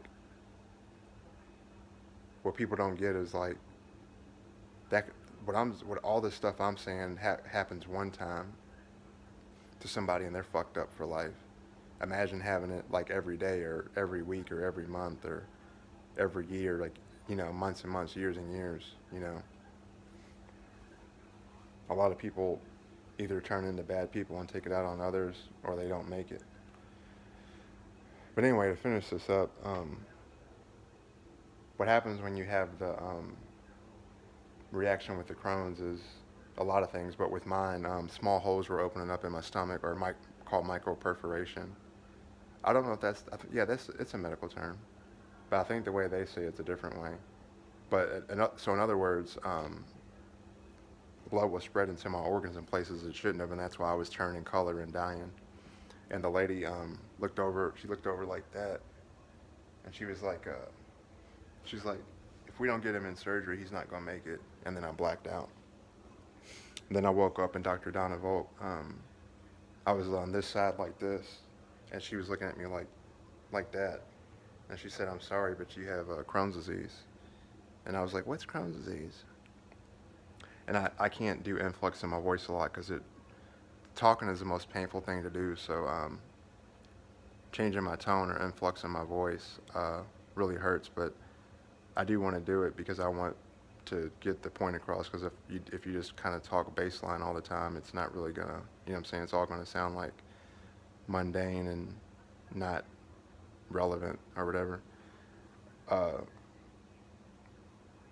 but they did the life-saving surgery and they resected most of my right colon. But luckily, since the grace of God, I've been in remission since I was about 13, like 12 or 13. But they had said that the stress from my leg surgery, because my leg used to be like this. That's how it used to be when I was a kid, like literally. So I had this surgery right here. I had about 18 pins in my leg, which is called an alizaroth, which, or external fixator is what it's known as, but it's actually called an alizaroth. But people call it an external fixator, but y'all are just lazy.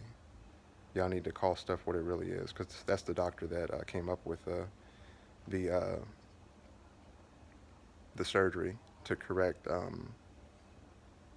different discrepancies in the length of limbs, or primarily the legs, or I guess your leg. I was gonna say your thigh down or thigh up, but the leg, that's your whole leg.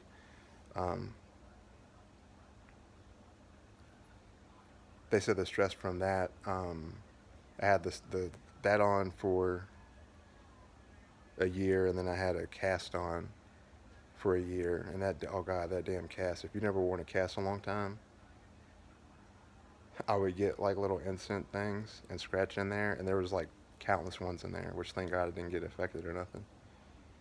No, they actually did have to open it up a couple of times and then put it back on, and then before they could take it off, I had to step on my fucking leg without my walker.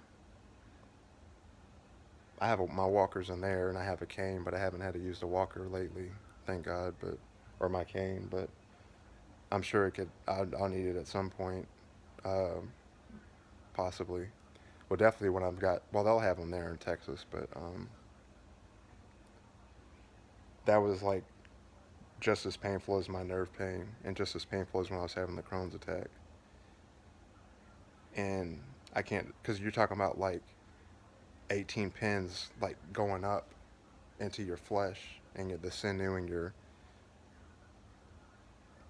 synapses or synapses or your nerve connections in your leg. Or the synapse might be in your brain, but you get what I'm saying. And then I looked up Dr. Volk last year, and I wanted to go in person to thank her, because that's how I am. So you can see I'm an extremely serious and different kind of breed of person, but and this is how my mom raised me. So my mom showed me the best and the worst parts of life, and my dad only showed me the worst mainly, outside of like how to seduce and manipulate and womanize women, which my dad was doing that ever since I was little. But my ex that broke up with me twice, I lived with her a lot, and her family played World of Warcraft, and so I started playing with them because of that. And so Chris, Lance, my girlfriends, and the one that I was talking about, the one that I realized that was really, really down for me, like that would have ride or die, and she was. God put it on my heart to forgive her. Like sometimes you need to like tell somebody something. You don't need to always ask permission. Sometimes you need to man up or woman up and tell somebody something, like a definitive statement. Like, this is what I'm telling you. I don't need your approval, and you can take it how you want to take it. You can accept it or you can't, and either way is fine, because obviously we have a history, and that's why I'm saying it. But obviously it was a long thing. I sent her on Messenger, but after I'd had that message from God, I'll put the link to that video for what I'm talking about on the comment here and the description. But Harley moved the scratch pad from where it was to over there. I don't know what she's doing. Well, I'll let y'all look at her, get change, lighten up the mood a little bit. But I I messaged her, and I told her I forgave her for everything, all the bad stuff that happened that she did. Which I know that sounds odd, but the main thing, one of the biggest things in life that God wants us to do is forgive, which people don't want to do, because God doesn't like when you don't forgive. Because Jesus forgave, which is this gets me really emotional because I've only been able to watch it once, but I watched The Passion of the Christ, and like honestly, I really felt like Jesus was there, not God, because the next thing, like, you need to have a relationship with Jesus separate from God, and then and together. But the separate is a little bit more important in the aspect of what God commands. And so you kind of think of it like having a relationship with your dad and your granddad, even though God's not a granddad, but you get what I'm saying. I'm trying to put it in ways that people can understand, because a lot of times when you're trying to explain stuff like that, people get confused easy if you try to make it like too convoluted and not in layman's terms. But what was I saying? Sorry, I'm trying here. Well, I was telling my mental health people, my therapists and psychiatrists and all that, is like my brain has been hijacked by trauma, and like my thoughts aren't even my own. Like I just thought I'm thinking shit, and it's not even crazy. Like that's what just was in my head as I was trying to think about what I was trying to tell you. So that's what I mean. Like, I know it sounds weird to say, but if any of y'all watching this have like similar trauma like me, and I don't mean it's extensive, but any kind of trauma, you can understand what I mean. Uh, but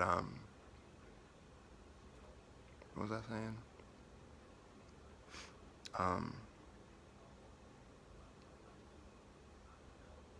Hijacked by trauma. Oh, it's like my brain has got like a million cars driving, 1,000 miles per hour, and it's like a 8 highway lane, and then eventually they all converge to where there's only 3 lanes, and all of the cars are trying to squeeze into the 3 lanes, and eventually, obviously, they're going so fast that they all crash into each other, and it just piles up and just gets worse and worse. And but there's an unlimited amount of cars. So they put me from they had me on a baby dose of the Adderall 10, and basically another big part of the process with trying to be strong mentally and not give up or lose my mind.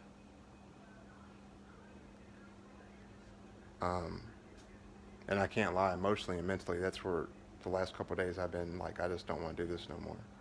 I don't mean like remove myself, because people need to stop assuming that. Like, don't stop assuming shit. Let somebody explain themselves and really like fucking listen to what people are saying, so you can really understand what they are saying versus what you feel or think they're saying. Like, don't, like, we're so quick to jump to assumptions, and that's not fair to the person. So quit doing that. That really pisses me off. But anyway, just in a sense of like, I just want to go to sleep and just not get up, kind of giving up. But of course, I got up about like 4 o'clock today, and the first thing I did was got their food and water and litter and everything done. So if I don't do nothing else, I always take care of my babies. And Harley and Joker are just as special. Because if it weren't for Joker, I would have removed myself. That on that video that you, the first video with the Van Gogh screaming face painting, And the only thing I could think of, like literally the only thing I was thinking of is, please God, Jesus, make this pain go away. Like what's going on?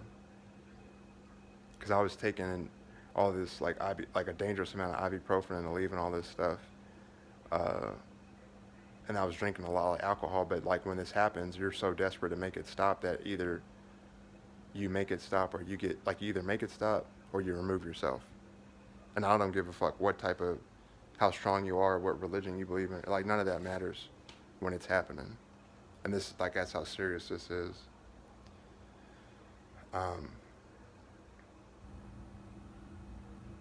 but aside from that, I was just thinking, and I pray to my mom a lot too.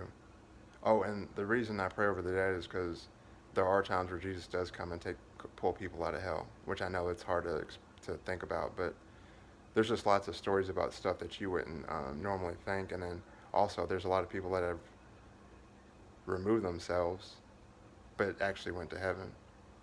And I had a church member a couple years ago that had done that. We were at the men's group. I was like brand new to that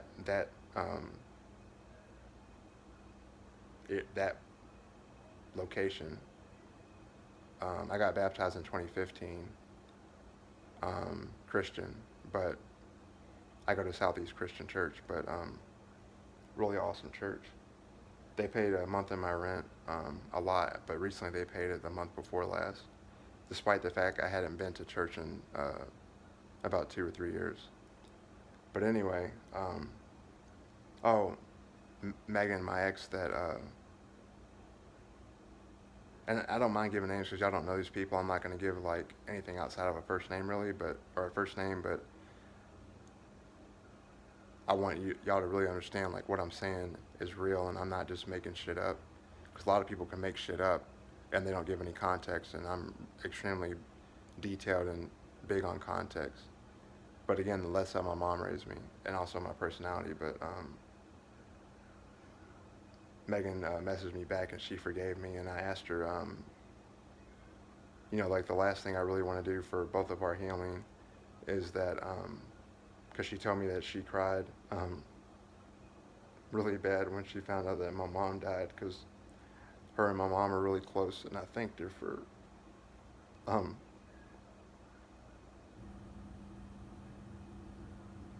loving my mom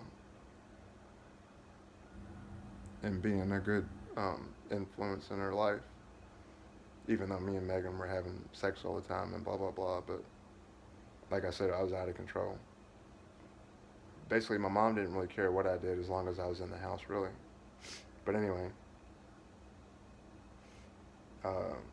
primarily because of Megan and Destiny, and Tanya too. Tanya was, I was 14, she was 16. My mom took me to get condoms, and then, oh, I remember that. Wow, that's insane. You can't make this shit up. And this is also going to be something that I turn into a documentary and a book. I thought about trying to do it in chronological order, but I might just end up doing it as I remember it, because so much is blacked out that there's stuff I forget. Like I'll leave you alone. I love on you. Daddy just loves a baby girl. I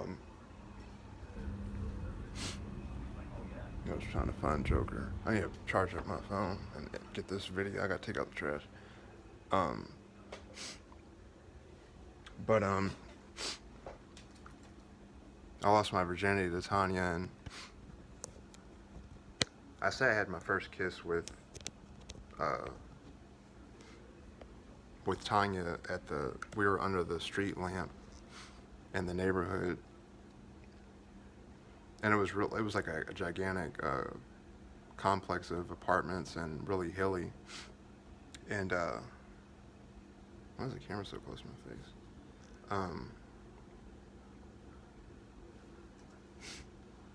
Let's see. As you can see, I'm all over the place. But this disease has literally driven me insane. Because insanity, the definition of insanity is repeating the same behavior or same actions expecting a different result. So in other words, I've had 6 brain surgeries not expecting, but praying and hoping that they work. And they've done absolutely nothing. The left side of my head is about 20 to 25% permanently numb. And Dr. Nemot explained that um, they can only do the craniotomy basically once, because if you keep having it, your the nerves in the skin in your head can get so numb. God, I've been talking for 2 hours. It can get so numb that it causes numbness pain that's permanent. Uh, the radiation oncology. Yeah, my radiology oncologist, Dr. Wu, at the Brown Cancer Center downtown. He did my radiation brain surgery, which is a cyber knife, um, with like gamma rays. Let me show you cyber knife. I want to show you this for a reason.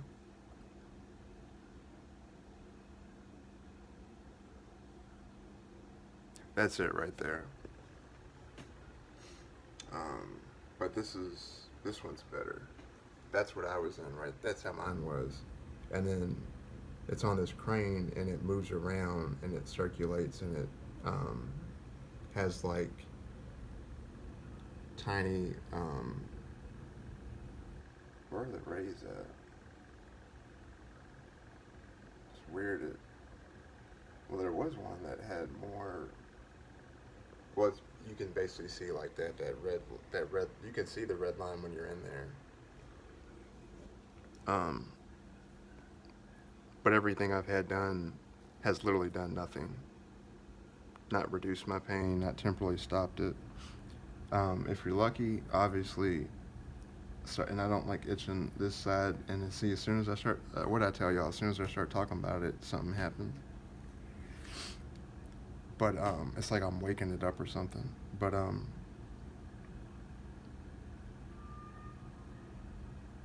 uh, Lord, I can't think today. Uh,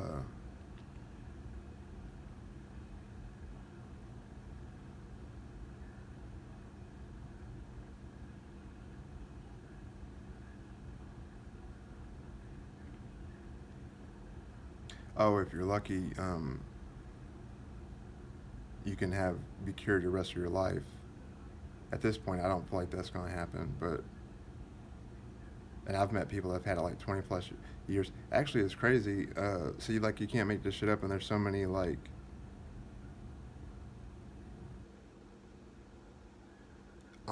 inexplicable coincidences. Like the doctor I go to, uh,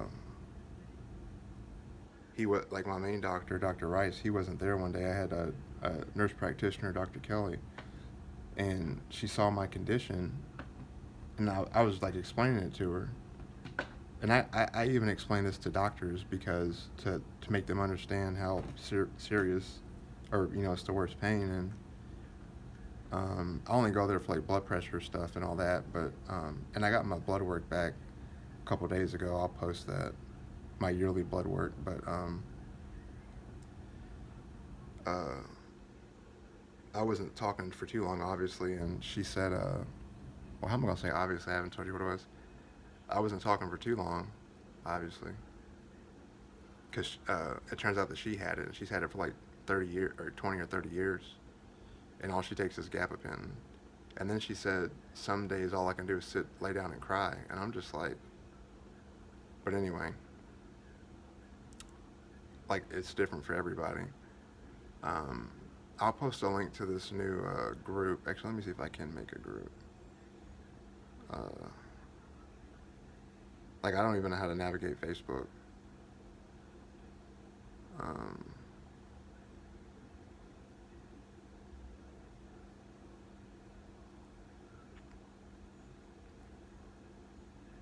oh, here we go.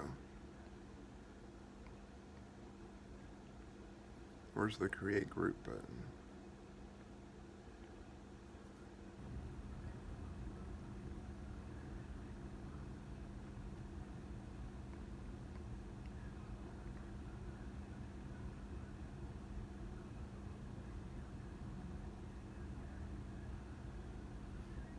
Is it because I don't have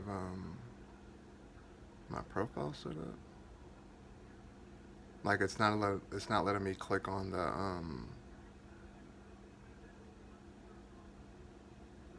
it's not letting me click on the create group button or really anything. Uh,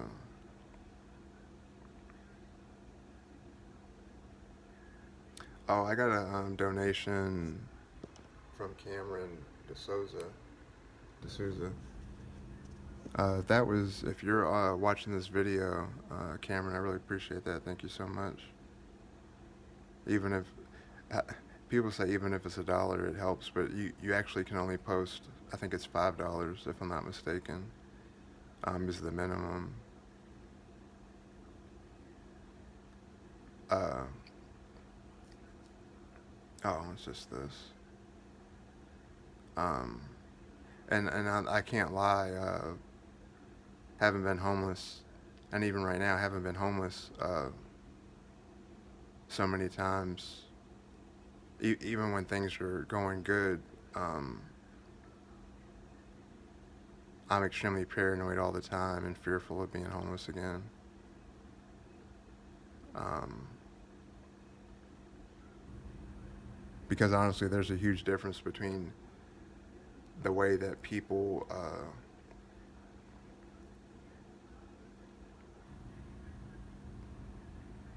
it's hard. I'm trying to figure out the right way to say this. Not the right way.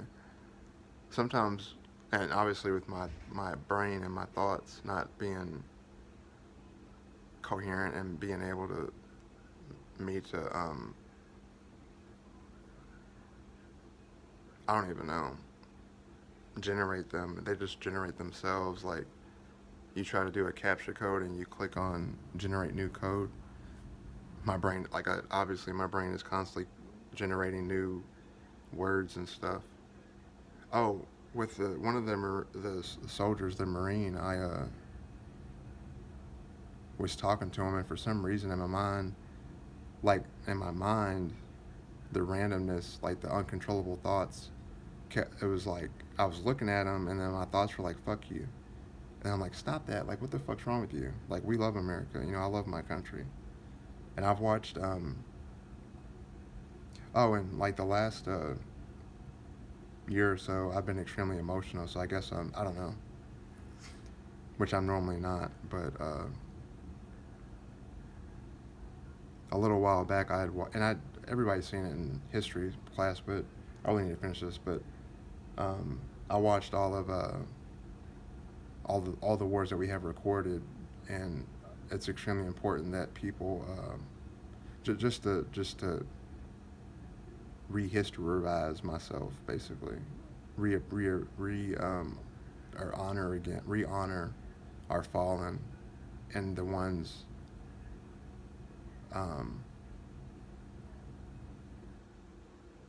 that are still alive. Well, maybe not that many now, but the ones that are still alive.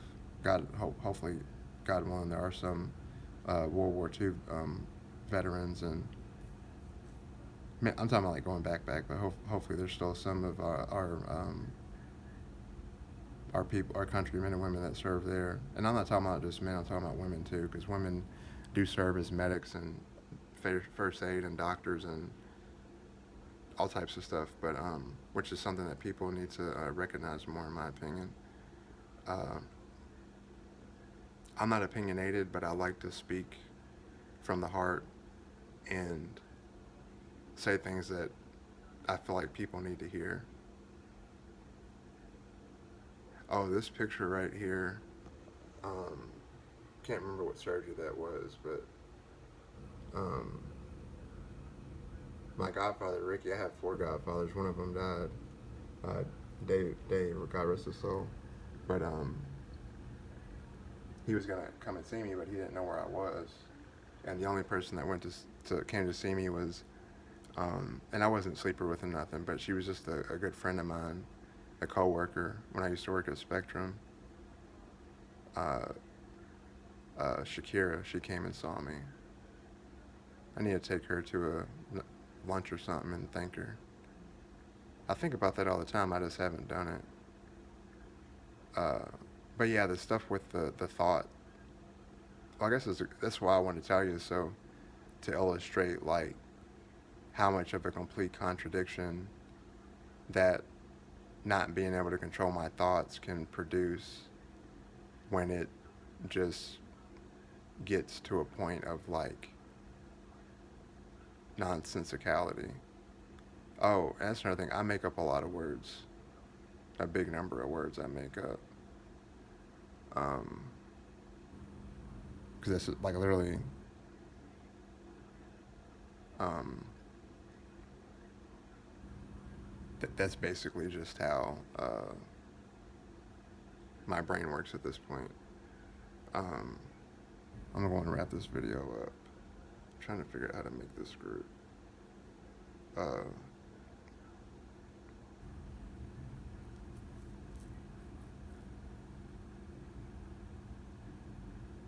yeah, but Megan forgave me, and I said the last thing that I want to do for both of our healing is go to church. And I guess she thought I was still living in Georgia. She's like, yeah, we can definitely go, and I'd love to go with you. And as friends, I said, yeah, definitely as friends. Which I'm not going to lie, I thought she was going to tell me to go fuck myself, go uh, remove myself, or not respond, or block me. Or I thought I was just expecting the worst, basically. Because we were on and off again, like all of high school, and even after that. And Can't Be Without You by Mary J. Blige, she sent me a MySpace message, or a text, or maybe both, and was like, listen to this song, and this is what you mean to me. And, oh, something that's really relevant is I had like girls in kindergarten my age uh, fighting over to sit by me, and I was holding hands and stuff. And I'm not trying to be vain or nothing, but it is what it is, I guess. But I mean, honestly, I feel like everybody can be attractive or have flirtatious things or get attention from the opposite sex just based off of who they are and how they, their their aura and personality. And obviously some people just for whatever reason naturally attract affection or um, desirability from others just because of happenstance. It's just the same way, like some people are born tall and some people are born short or whatever. Uh,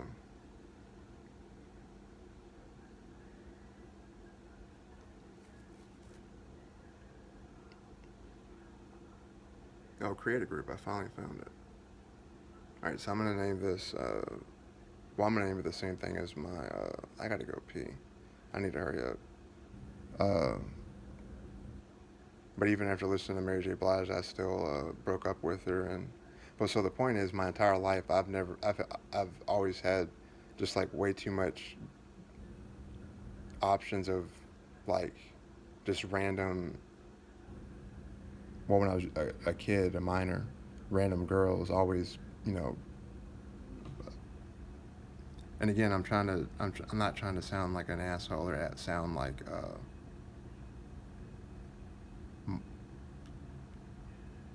bigger than life or like Leonardo DiCaprio, but he is my favorite actor though. One of the years, oh, he didn't get the Great Gatsby. I almost said honor. He didn't get the Great Gatsby Academy Award, and then I came home and my roommate was like, "No, he didn't win it." And I was like, because I was like gonna go and watch the Oscars. I was like, man, I am mad at him for that, but he's my boy, so it's all good. Uh, oh, Tanya, yeah, my mom actually picked us up early from school, which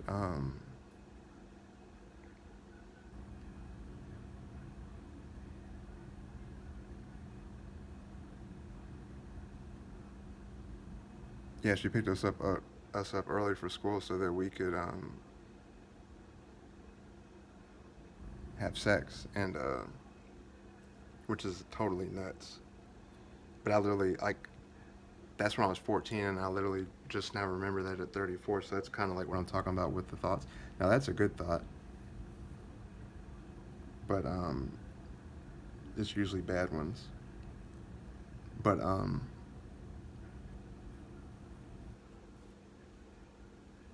remember Cradle to the Grave with DMX and Steven Seagal and Jet Li was on, and then we were doing stuff, and well, we were laying down, kind of just like talking or whatever in the bed, because I had like a bunk bed thing. So I had like one was like this, and the other one was on top, and we were down here. And on the side there was like a little opening thing that you could set stuff on, and I had a little clock radio thing, and that was before the iPods came out, or iPod. I don't know what you call that thing, whatever, the gray one. There's a gray one and there was a color one, but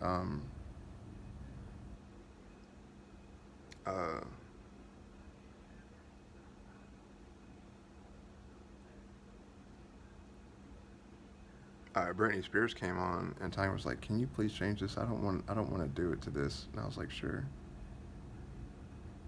And I've heard a lot of stories. I looked up stories on Reddit of um, it was just like mostly a goofy Reddit stories of mostly girls that were saying like, "I wish I didn't do it to this song for whatever reason," and I always just makes me kind of giggle a little bit in my head. Uh, but actually, no, I need to copy and paste that too. Um, oh, and with the honestly with the donations, it's kind of like well, not kind of like every donation that I get really boosts my morale and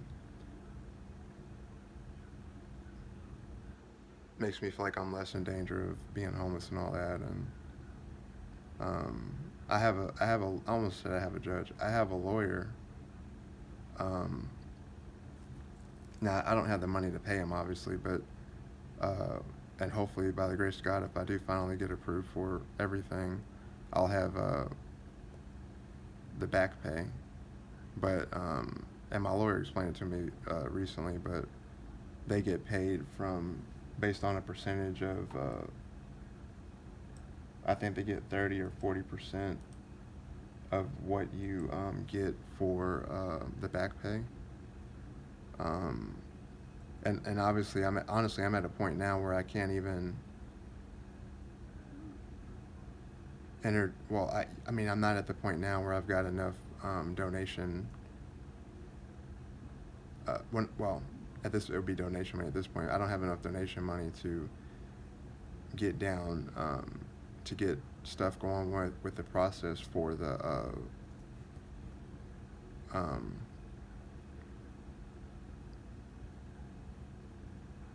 for the surgery and everything. But I'm gonna get it. I think I say it in my thing here on my GoFundMe, but I'm gonna get it as soon as I can, obviously. Oh, and with the cyberknife, because in every doctor that I see, and I even saw Dr. Nemont recently, ask him if he would do a craniotomy again, because that's how desperate I was. I was willing to take the risk. Oh, but the risk is like a permanent like or blindness, permanent drooped eye, the entire left or right, or just left or right or both, because you can have it in both nerves because you have two nerves.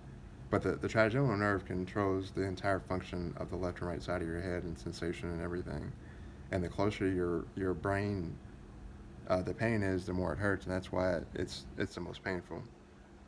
And then you have everything connects at a point here at the trigeminal nerve with like very almost microscopic level smallness of uh, like tubing in your head.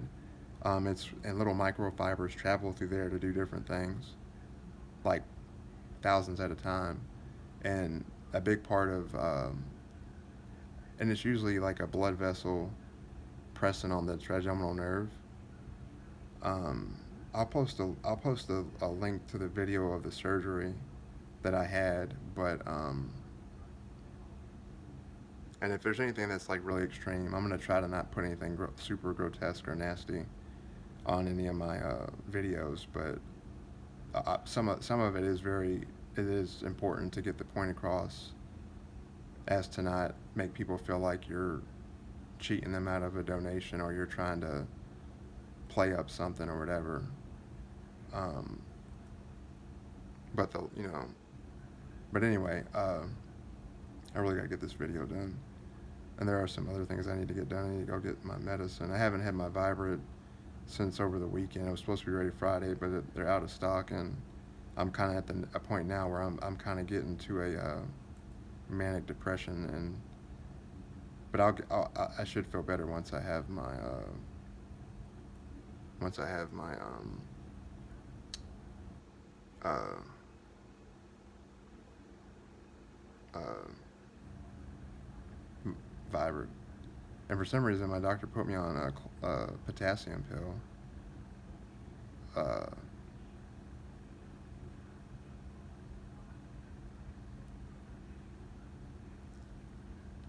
Hold on, what the hell?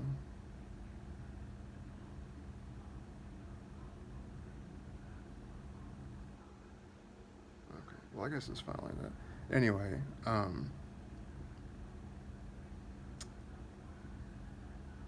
it doesn't matter. I don't know what the hell I'm doing. Uh,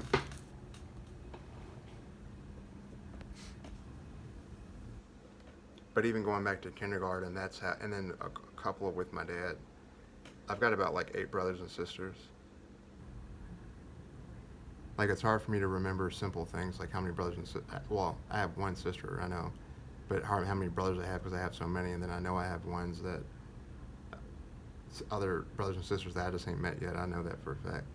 Actually, hopefully, I bet you the DNA test will probably reveal that. And that's how I met one of my brothers, which is Joseph. But Joseph and Miles, basically, Miles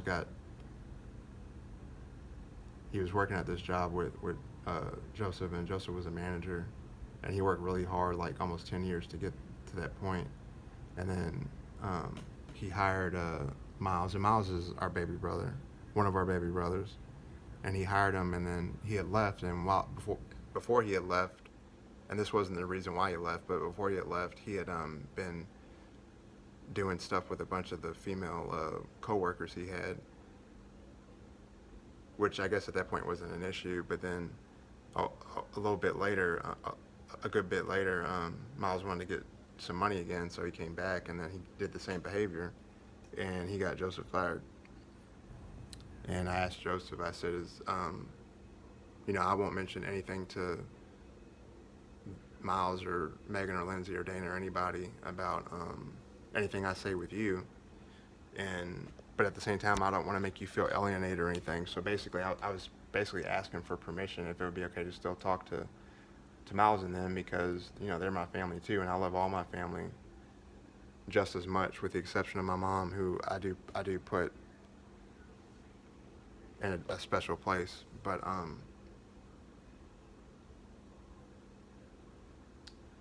because if it weren't for my mom, I wouldn't be the person that you're looking at now. I'd be quite the opposite, but so that hurts too. But anyway, because of all that stuff, since the exposure to so many getting accustomed to having all these different girls and teenage girls and women, as throughout my life at different stages, I'm really bad about seeing girls when I'm actually talking about women. So not to like confuse nobody or nothing, I always am very literal about what I'm actually talking about. I really gotta get this video done. But that was a big reason why I had broke up with Megan, because I want to be with Destiny. But anyway, and I told Megan straight out that I would have married her, and I still will. She just has some kids, and well, funnily enough, she had some kids. At least, yeah, she has 2 girls with a guy that is a classmate of mine, a schoolmate of mine, who also was very active, having a lot of girlfriends in school too, which is fine. Ain't no big deal or nothing. I just think it's funny. But she kind of in a roundabout way told me that she wasn't married, I believe, because she said that she only kept the last name because not confuse her kids, which is very commendable and the right thing to do. But unless Megan like mentions something or kisses me or whatever, I'm not gonna. Which obviously with any history where you have somebody that's you're really in love with, and I don't want to get married or even have kids, but I would definitely marry her, and I may have kids with her. But, well, I probably would. Anyway, I'm up here falling in love all over again.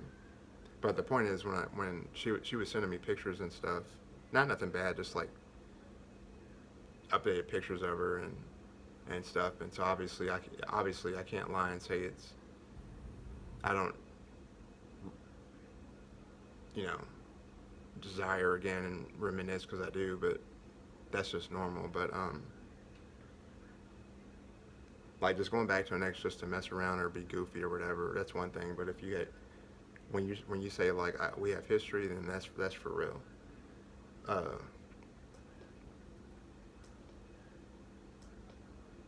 But I prayed over it before I messaged her, and by the great, well, luckily for me, she forgave me too, and so we definitely go to church together and kind of see what happens. I'm gonna message her now and see how she's doing, but I mean, I don't want to be blowing her up and harassing her with a whole bunch of messages about pictures and all that. But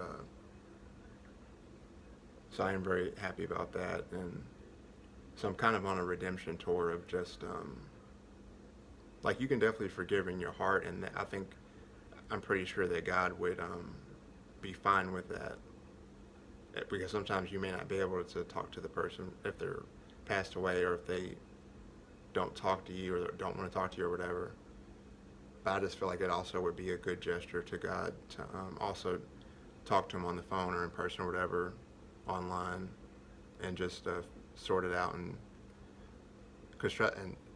whether you want to admit it or not, once you do forgive, you get that hate out of your spirit, because there is spiritual warfare, and the devil is going to try as hard as he can to piss you off and aggravate you and torment you with whatever the bad stuff that happened with somebody is or was or continues to be, because the devil roams around like a lion seeking to devour wherever he can. And that's a big reason why I got this, is I can do all things through Christ who strengthens me. One time I said fallopians, I was like, I don't know, that's not the right word. I just misspoke, which obviously you can see I do all the time. 413. I'm so bad about saying I'm going to post this, and then I forget what I was posting. But yeah, that was that with Tanya, and then Destiny and Megan, and I would have married. Well, honestly, at the time, I wanted to marry Destiny more and have kids with her. Me and Destiny were actually having sex all the time, and we weren't using condoms. And then one day, her mom was like, she caught us having sex because Destiny was like, let's have sex in my room, and like her stepdad lived up there, and her stepdad was one of them stepdads that had like hand weapons and swords and all that and daggers. I never saw any guns, but I'm sure they had them. And then he drove around in his car with a baseball bat. And I was like, you're gonna get me fucking killed. But I didn't care because I loved her. I was so damn dumb. Oh, and then one of the worst times I had was Well, the Rocky movie came out, and he was talking to his son about, that's not who you are. Don't give up. Here, let me play it, because it's one of the. If you need motivation, or if you need to get in your feelings, or do a little bit of venting.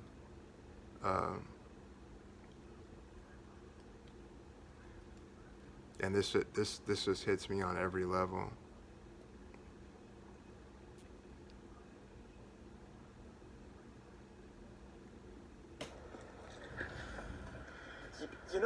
Living with you, it hasn't. Well, you let Oh, he said, quitters do that, and that ain't you.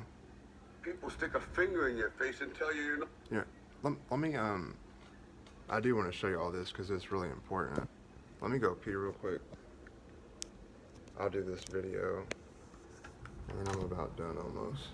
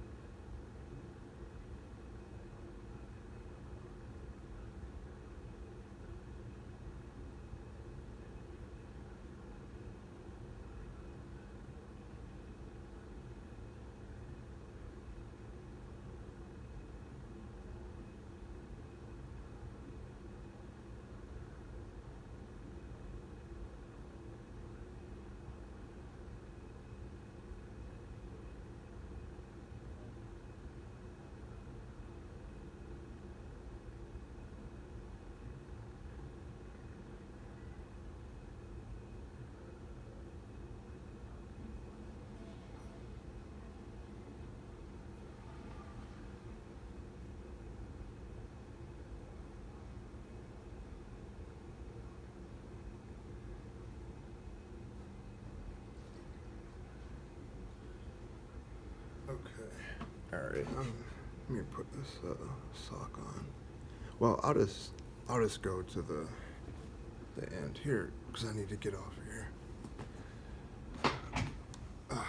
Okay. No good. And when things got hard, Well, you started. let's do it. Hold on. Because at this point, with all this stuff I'm saying, I know some of y'all need to hear this, especially if you've got the neuralgia like me. Let me see, can y'all see that? Okay, you can. Living with you, it hasn't been easy. People see me, but they think of you. Now with all this going on, this is going to be worse than ever. It don't have to be. No, sure it does. Why? You got a lot going on, kid. What, my last name? That's the reason I got a decent job. That's the reason why people deal with me in the first place. Now I start to get a little ahead. I start to get a little something for myself, and this happens. Now I'm asking you as a favor not to go through with this, okay? This is only gonna end up bad for you, and it's gonna end up bad for me. You think I'm hurting you? Yeah, in a way you are. It's the last thing I ever wanted to do. I know that's not what you want to do, but that's just the way that it is. Don't you care what people think? Doesn't it bother you that people are making you out to be a joke, and that I'm gonna be included in that? Do you think that's right? Do you?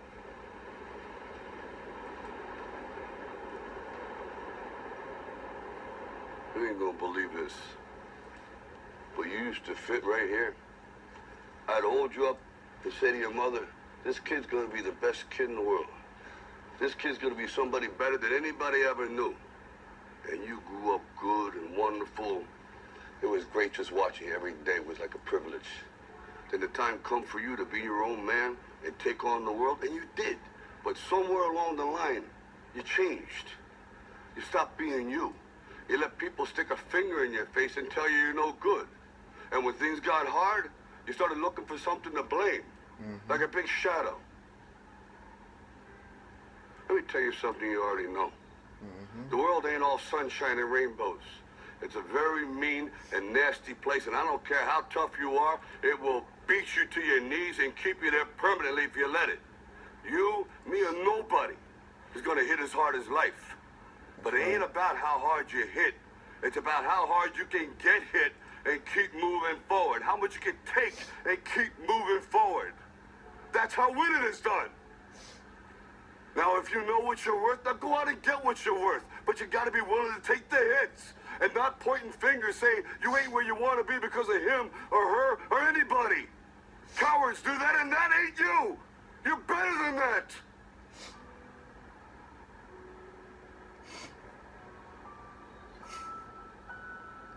I'm always gonna love you no matter what. No matter what happens. You're my son, you're my blood. You're the best thing in my life. But until you start believing in yourself, you ain't gonna have a life.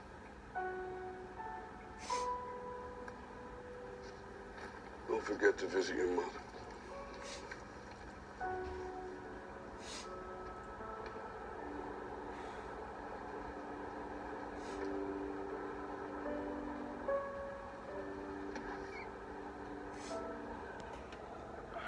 Man. The reason I wanted to show y'all that is not only is it obviously a very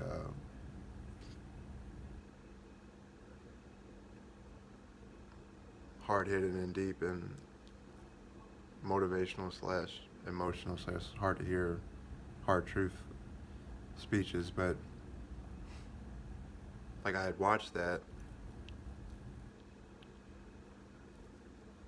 and then the first time I was living there with Destiny, they were kind of hinting like I remember saying he's smothering me, like I feel like I can't breathe. I remember her saying that to her mom. I wasn't spying, but I just heard it out of earshot. And then I'd watched the movie and that part, and I watched it by myself, funnily enough, even there was like 8 of us in the house. And we did live in a house because they had a zoo of animals and all the kids, and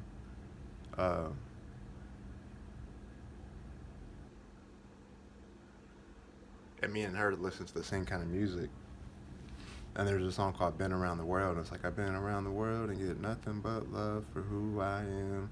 I thank my fans so much, and even though some may hate, still I appreciate all my friends and family that kept it real with me.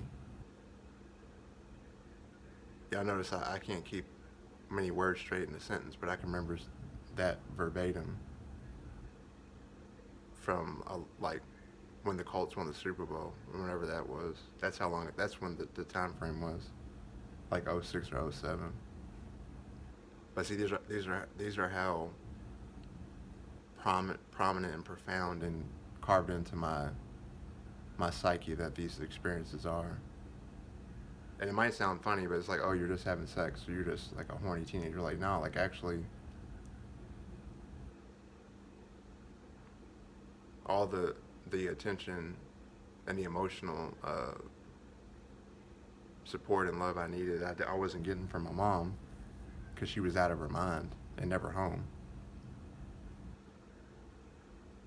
Like, about 95% of the time, my mom wasn't home when I was a teenager.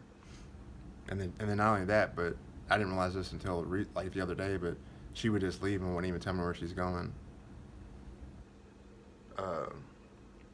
One time when we first moved there, when I was 14, she told me to take her to the hospital, and I didn't have GPS or nothing. No, she told me how to get there. Now, mind you, I didn't have a phone, money, nothing. And if you don't think God is real, then this story, what I'm about to tell you, then you might change your mind. And I don't care if, and I say that for a reason, I don't care if it makes you believe in God or not, but I care about, well, I say I don't care because I'm not trying to make this some like soapbox, let's make everybody a Christian channel.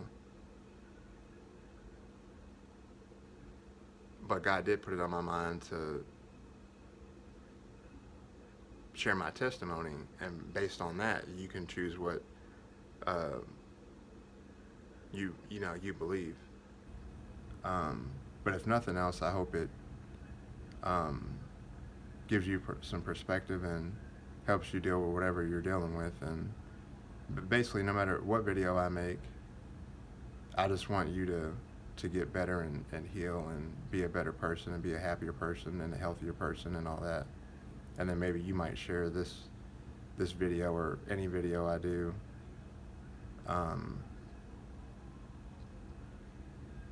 with someone, and it kind of be like a thing, because there's just too many people. Like, people walk by, we all walk by each other like we don't exist, like we're all just NPCs. Like, if you don't know what an NPC is, it's a non-playable character. But all the things that I wasn't getting from my mom, I was getting from my girlfriends, and so the main ones were Destiny, Tanya, and Megan, and so those, even though it sounds like a braggadocious thing to say, I say braggadocious because I've been watching a lot of my uncle Ali's videos, and it's a bittersweet double-edged sword because, well, I'm not implying that I'm trying to eat a double-edged sword, or eat a sword, but because of course I remember the good times, but then it's just hard to accept that he's actually gone, and then also how much he meant to the world, and how much for the people that, you know, loved him and stuff. Because, like, Muhammad wasn't the type of person that well, I need to say uncle. I don't know why I keep saying Muhammad. Uncle wasn't the type of person that you could just like. It's like you know, like you love Muhammad. That's just who he was, and he was the people's champion, and he loved us, really loved us, and he never forgot where he came from. And even before he beat Sonny Liston at 22 years old, he proclaimed, and he said for a fact, and also the round when he was going to beat Liston. And yeah, people forget, but Sonny Liston was a savage. Like, he was basically George Foreman back in that time. Like, that's how much of a dangerous fighter he was. And like, for example, I'm multitasking because I'm already going over the time, and I've got other things that I need to do for posting for my page and just stuff in general. But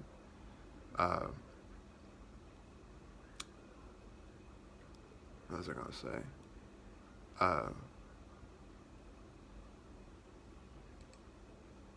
Like, in one of the documentaries I watched,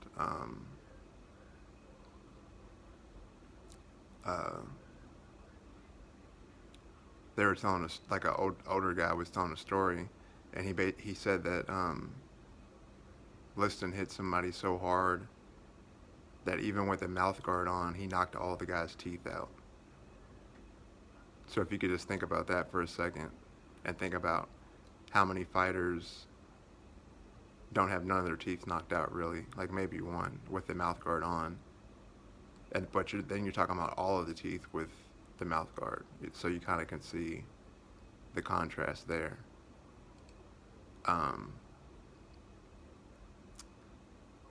But yeah, so after watching that Rocky, like that same month, after watching the Rocky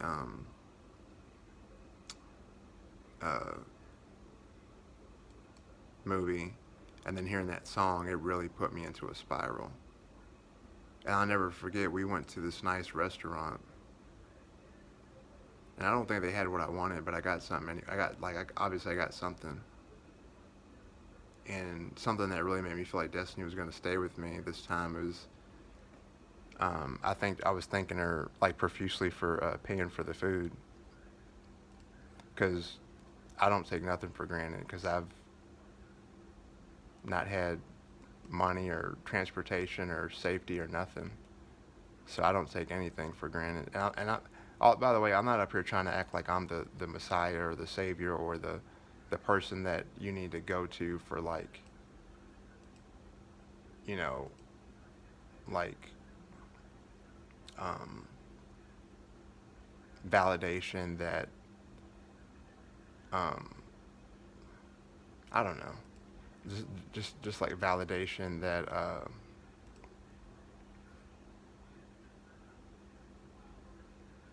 I'm the go-to person for, like, you know, positivity or confirmation bias, or you get what I'm trying to say.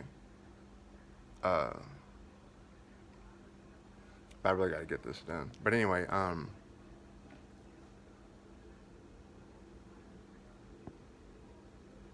and so when like last month or so, when I had, and I had messaged Megan with this after I broke up with my recent ex. Me and my recent ex were together a year and about 3 or 4 months, and then in the last week she changed from, like, who I knew. It was like, oh, Daddy, you don't know how much I love you and I do anything for you, and da-da-da. Well, I guess she did kind of manipulate in that way, but that's not that big of a deal. I never felt manipulated or nothing. I just thought it was kind of goofy and funny. But my her daughter had told me that, and like I said, I got all the messages, so I could share those if you want. But I mean, I'll have to redact the names, but the messages, well, I guess I should probably wait till my court date. But anyway, I'm not like doing defamation or anything, because it's all true. But she had said the last time that she got evicted, she made her mom, which is the grandma, her mom's mom, which is her mom, and then her mom's mom is her grandma. So my ex made her mom move all her stuff out of her apartment and then move it into storage while she sat in the McDonald's parking lot. So that's the kind of character, the kind of person that I was actually dealing with that I didn't know.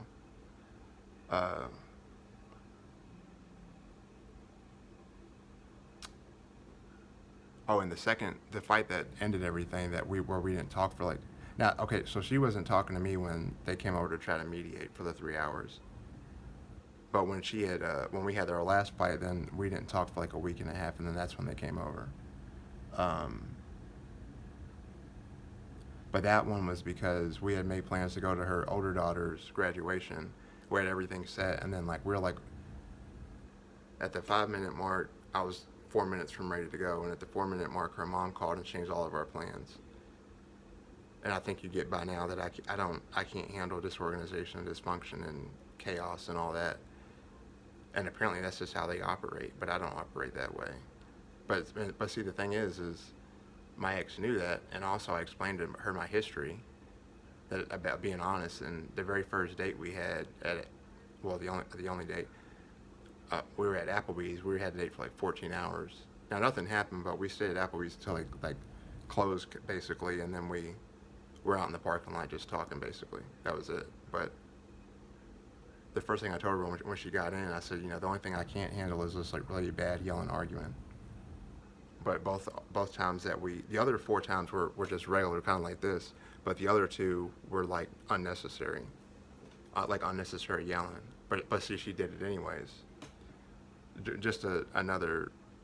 Before I would be blind to it, because I used to be really bad about being just too lost and trying to, or new relationship, honeymoon stuff. But I've gotten a lot better about, because I don't pick up on cues or signs or nothing, or subtlety things. So if you ever need to say something to me or leave a comment, just be literal, because if you're like vague or ambiguous, I may not get it, and then you might think that I'm whatever. But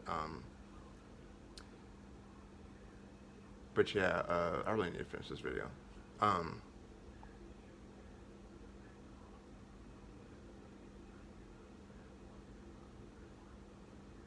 Yeah, they changed all the plans at the last minute, and so, like, everything was fine. I was okay. Cause I had woke up, and the first thing I said, whose car are we taking? She said, mine. And we were getting ready to go. All I had to do was scoop the litter boxes, change her food and water, which I would have done the food and water first, then the litter boxes. Even though you wash your hands, you're technically safe to and clean and sanitary to do their food and water, but the way my mind is I don't like, I'm a germaphobe, like to the extreme, so that's why I do the food and water first before I do the litter. But like my bipolar put me in a really bad mood, irritable mood. My nerve pain was really bad. I had a really bad headache. I was tired. And then she woke me up early too. She said we're gonna leave at like 2, and she woke me up at like 12. And I said, "Why'd you wake me up so early?" She said, "I don't know. I just wanted you to be up." Because like if you tell me that something's gonna be away, then let it be that way. Because if I tell you something's gonna be away, then that's exactly how it's gonna be. And if it's not gonna be that way, then I'm gonna tell you ahead of time. You see, it's called communication. It's something that they don't do. And now that I think about it, it is kind of odd that I'd always share like all my I pretty much showed her my whole life more or less, which I'm not doing that with people anymore. But, well, not unless they're like really close or nothing or something, close or something. But I'd always try to get her to open up and explain stuff for her so she could heal and whatever and get stuff off her chest. And like she would almost never say anything, which is odd. But anyway,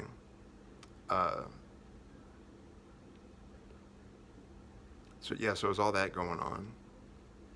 So then when I did get up, because I kept like closing my eyes and she kept bugging me to wake up, and I was just like, well, we don't even have to leave yet, so why am I rushing?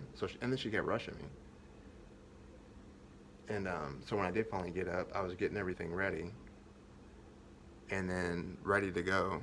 And then that's when all the changes happened. But right before her mom called, I came in the living room and I was doing their food and water. And then she was okay at first. And then she came out of the bedroom and came in right over here, and I was by the microwave in the kitchen by the cat's food and water, because the microwave's there and then the water and food are on the right. And then she came in there with like a real catty, like a way that she never treated me, like a real catty, nasty, malicious attitude and voice and tone of voice. And she's like, well, what the fuck are you getting a whole fucking attitude about just because da, da, da, da. And so it's like now I'm repeating something that I've already explained to you that clearly you've disregarded and have no type of empathy towards or appreciation for, that I show to you every day and, with your stuff. And so, that aggravates you even more when you've already illicitly let somebody know about something that is an issue for you, but then they go and disregard it anyways. So then I got defensive, so my tone changed, but my voice, I wasn't yelling. I was just, terse and like firm, And then she started yelling, so then I started yelling, and essentially, I just sat down. I just was watching her. She was like, "So you're not gonna go?" I said, "No, I'm not going." Because I don't do whatever y'all got going on, the way y'all are doing things, or change everything at the last second. I'm not doing that. So you just go by yourself. So then the last thing I said to her when she left, I said, the next time that, the last thing I said to her before we didn't talk for like a week and a half, before they came over to mediate for those 3 hours. And by the way, at the end of the 3 hours, nothing got resolved. But anyway, because she literally wouldn't respond to anyone. And then she wouldn't look me in the eye except that one time, and she, and she's like, "Well, I don't want to say anything because all he's going to say is I'm wrong." And I'm just like, well, yeah, of course you're wrong, because you've fabricated and lied everything and exaggerated things that aren't even like existent. But then I corrected her on the one thing that she did say, and then she was like this, looking at her daughter, and then she turned around like that at me, and she said, yeah. And that right there, for some reason, that just really triggers the fuck out of me.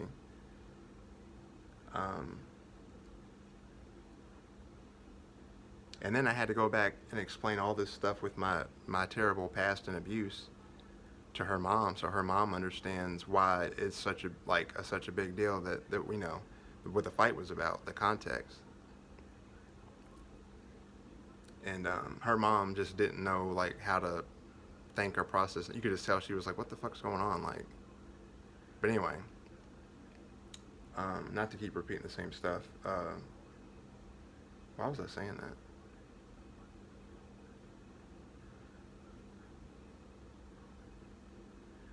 Oh, yeah, the last thing I said to her prior to that is I said, the next time you want to go somewhere, you just go by your fucking self, because I'm not dealing with this shit anymore. Because this wasn't the first time this happened. The other times were very similar. The other, 4 or 5 times. So like I said, we only had about 6 fights. 4 of them were kind of minuscule, but unknowingly, it was. I mean, I didn't know, but at the time, but it was building up to the last 2 being the last 2. But those are all just signs that you're not meant to be with somebody. And I don't have I'm not mad or like heartbroken or like distraught or nothing like that over breaking up. And I was gonna let her stay for like a month or so to get her stuff together. And thank God I didn't put her on the lease. But when she did that yeah stuff, I was like, okay, no. But and that was even in the back of my mind. I was like, oh, she's not looking at me, she's not saying nothing. Like, that's some serial killer shit. Like they always say, it's the quiet ones you got to worry about. Like, yeah, for real. So after the yeah stuff, I was like, yeah, it's we're done. Like, we're really done. Like, there's not no being nice or neutral or nothing. So yeah, all I want is a restraining order, and that's it. But the reason I mentioned my Smith and Wesson is because the 4 times I called the police, there was 5 white officers and 1 black officer. The black officer came first, but every time we were outside, and every time I said, "I just want to let you know, officer, they've been threatening my life. I'm scared for my safety, for myself, and for my cats. So I do have my firearm on me." And they said, "All right, son, just don't reach." I said, "Yes, sir." And I just want to point that out real quick, because obviously I'm of color, and very light color, and nothing happened. It's just the way that you approach and communicate, and your proximity too. Like, you don't want to like go and reach and try to show it to them and like, "Hey, here's my pistol. Just want to let you know I have it." Like why are you pulling it out? Because people forget that cops are trained to think that everybody's a suspect until they're not, and you don't know. They might have just had to shoot a person or whatever, and they've never had to shoot somebody before. So now they've got like PTSD out the wazoo, because they just took someone's life, and they know they might have to, but they never think they will. And then when they do, it's a shock to the system. But then now they're dealing with you at a traffic stop, and you're acting, sketchy. So it's all about context and perception, and you can't ever assume that they're just like coming from the station or just starting a regular shift and ain't nothing happening in a month or whatever. But then, of course, at the end of the day, not to get too much into it, but at every job, there's always a bad set of workers, and it's unfortunate, but it's reality. But it's the same way that there's good people, there's bad people, and I'm just trying to be as good and helpful as a person as I can be to everyone on this platform, and but that's all I've always been. But yeah, my girlfriends. And I mentioned forgiving Megan, because just to show you in real time that I'm actually walking the walk and talking the talk, or whatever. I'm walking the walk, not just talking the talk. And there's a bunch of other people that I'll also do that with. And the hardest one's probably going to be, she's like a nanny to me, but she molested me at least once. She made me go down on her, which I remember very vividly. But, and I know if it was one time, it was probably more than one time.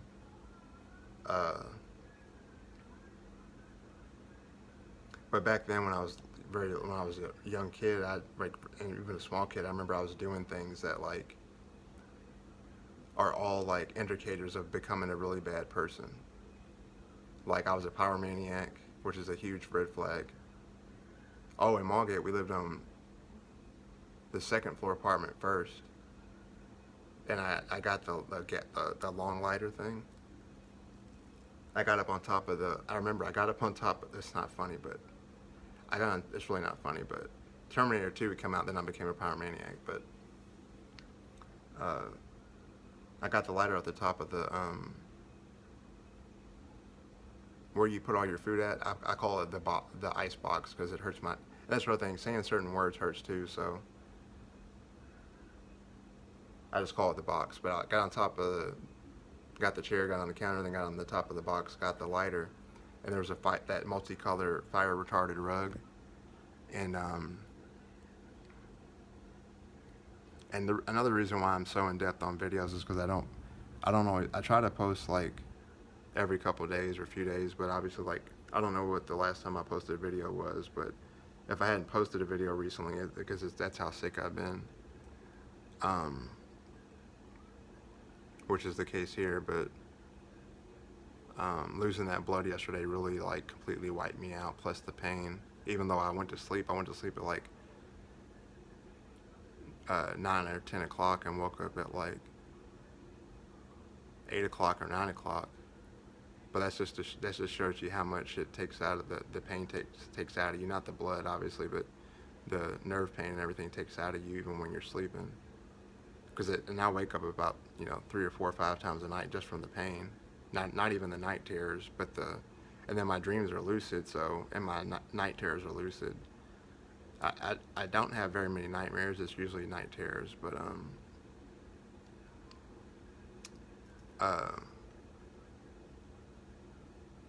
so yeah, let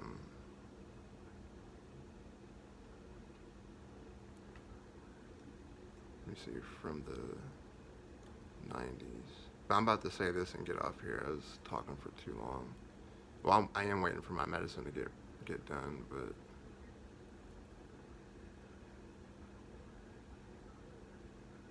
it kind of looked like that one, maybe. Like, oh no, not that.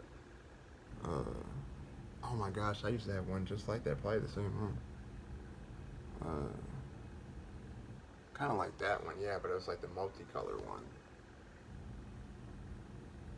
I don't see it on here. But anyway, I lit what the hell? That's ironic. Look at that. I don't know how much of that y'all can see, but I tried to show it. But I've kept lighting it when my mom and dad were asleep. Because that's the thing, I would get up all quiet. And when you're little, when you're a small kid, you can get around quietly usually, unless you're clumsy, and knocking stuff over, whatever. But I lit the rug on fire, burned the house down.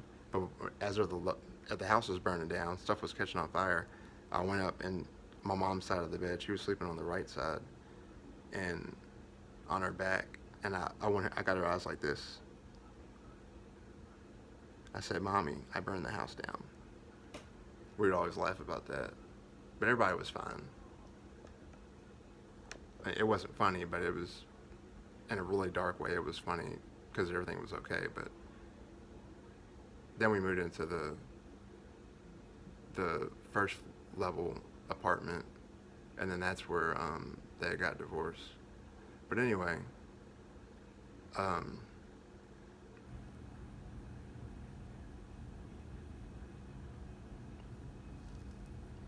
so Tanya, Megan, Chris, Lance, a lot of my other friends too, because I was very popular in high school. I was one of the most popular kids, really. But and me and Chris, there was only like less than 20 minority of color kids at Dickerson Middle School and Walton High School. So yeah, there's that. And then when I met Destiny, I got into WoW, and so WoW was like one of my main outlets as far as when I was alone. Because even though I had all those people, I was alone a great amount. I mean, because obviously, like, my girlfriend's got to go home at some point, or their parents are gonna get like, what the hell's going on? Which is understandable. Um, but well, after today, I'm really gonna have to take a break. I'm kind of mentally, I'm kind of tapped out now, just from all this extra long video. But oh, and the reason I mentioned the game, World of Warcraft, and all that and stuff is because when I had they had iTunes, um, and I got on there and I would play music when I would play, and I'd have the headphones. We'd all use the headphones so we won't wake people up. And her stepdad was a guild master, which is like the top guy. And when you make a group or a community, or it's called a guild for us nerds, mainly in role-playing games, or games that have like a lot of exploring, killing dragons, getting shields, stuff like that, casting spells. That's basically what World of Warcraft is. But and I've been playing it since the game came out in 2004. But oh, and people say that some people say Dragonflight's a terrible expansion, but it's amazing. Because I love dragons, but the game's just great in general. But I do love dragons. Oh, this is Sylvanas. I've always loved Sylvanas, even though I started out Alliance. She's Horde. She's the leader of the Horde of the Forsaken. And I might get that tattoo of her. I'm gonna get a horror movie sleeve tattoo on my right arm, and then on my left arm I'm gonna get the Joker, Harley Quinn, and then Joker and Harley Quinn. But it's all gonna be like a fluid sleeve. And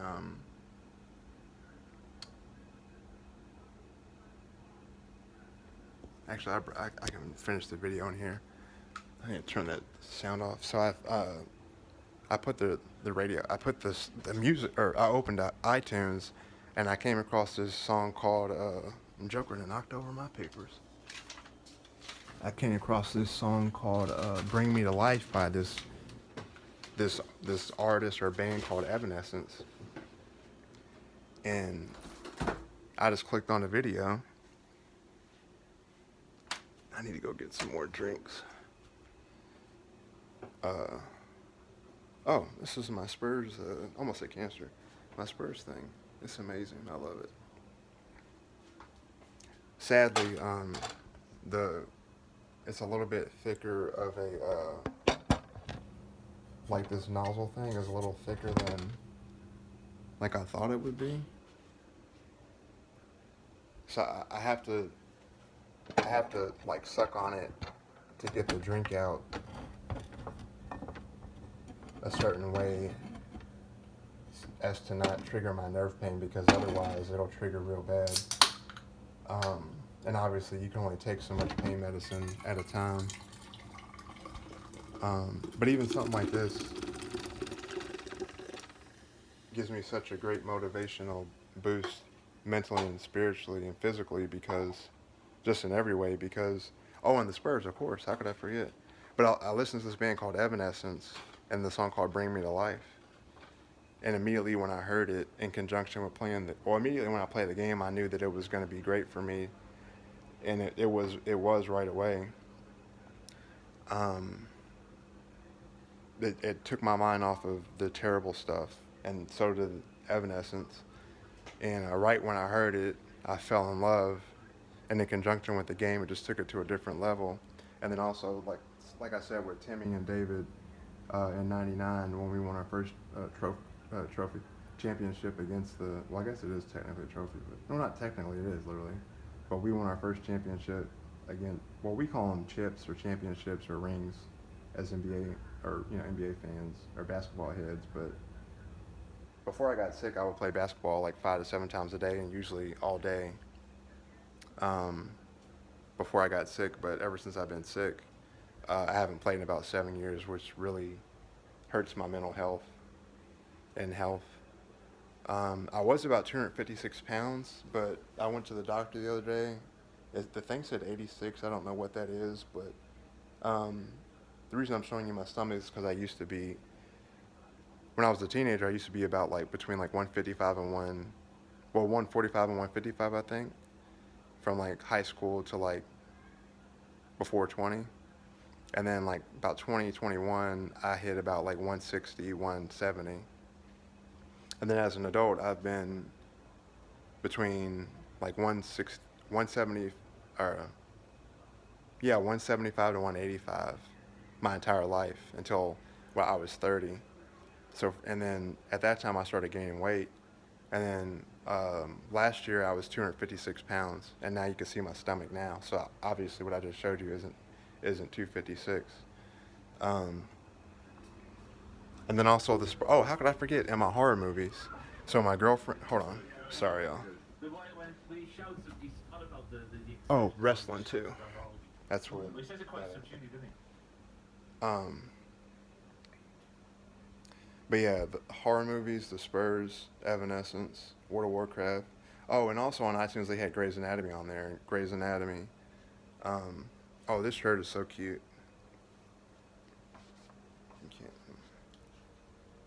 I'm like the worst cameraman.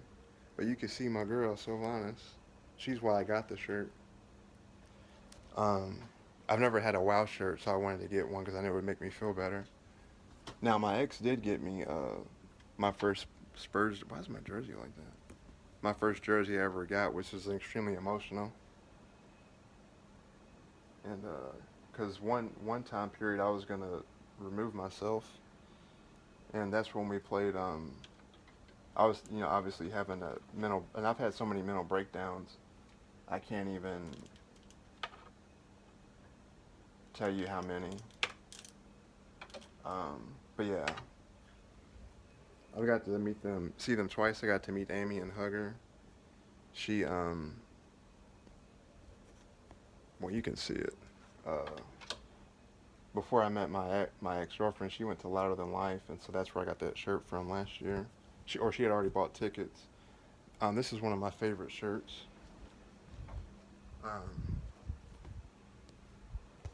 And I got two immediate people that,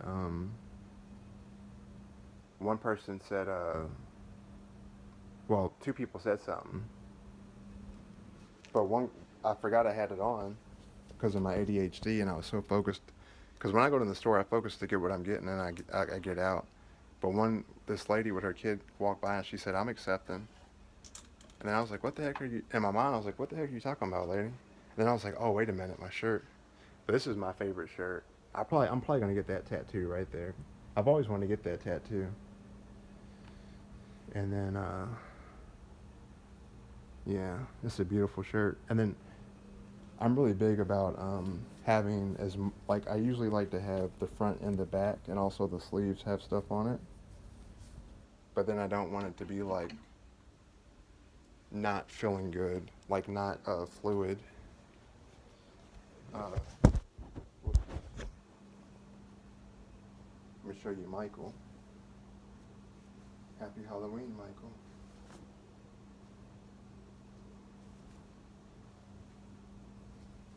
And there's so many connections to all that, because see, everything's connected, everybody's connected. That's why we all need to help each other. Because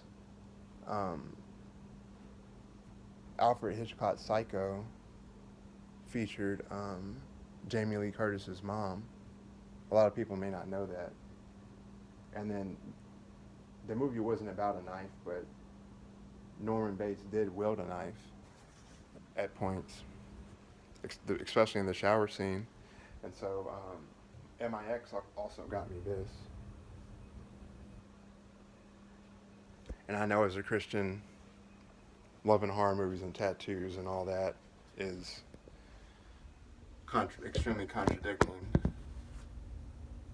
And I hate to say but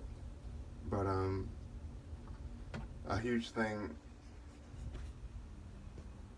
on your walk on your faith walk is that, God knows our heart. And so in other words, God knows who you really are. So sometimes some things that you do or have done or whatever it doesn't necessarily, like you're being true to yourself and you're being true to God, if you get what I'm trying to say. But this right here is what I had with the cyber knife. I guess I'll put it on. I said I'm never putting this on again, but just to end the video. But I'd asked Dr. Wu. I had this surgery with this mask thing. I had the man in the iron mask. I asked him if he could do the surgery again, and he said no because there's like a 98% chance that I would get a side effect to where my face would feel like it's on fire permanently.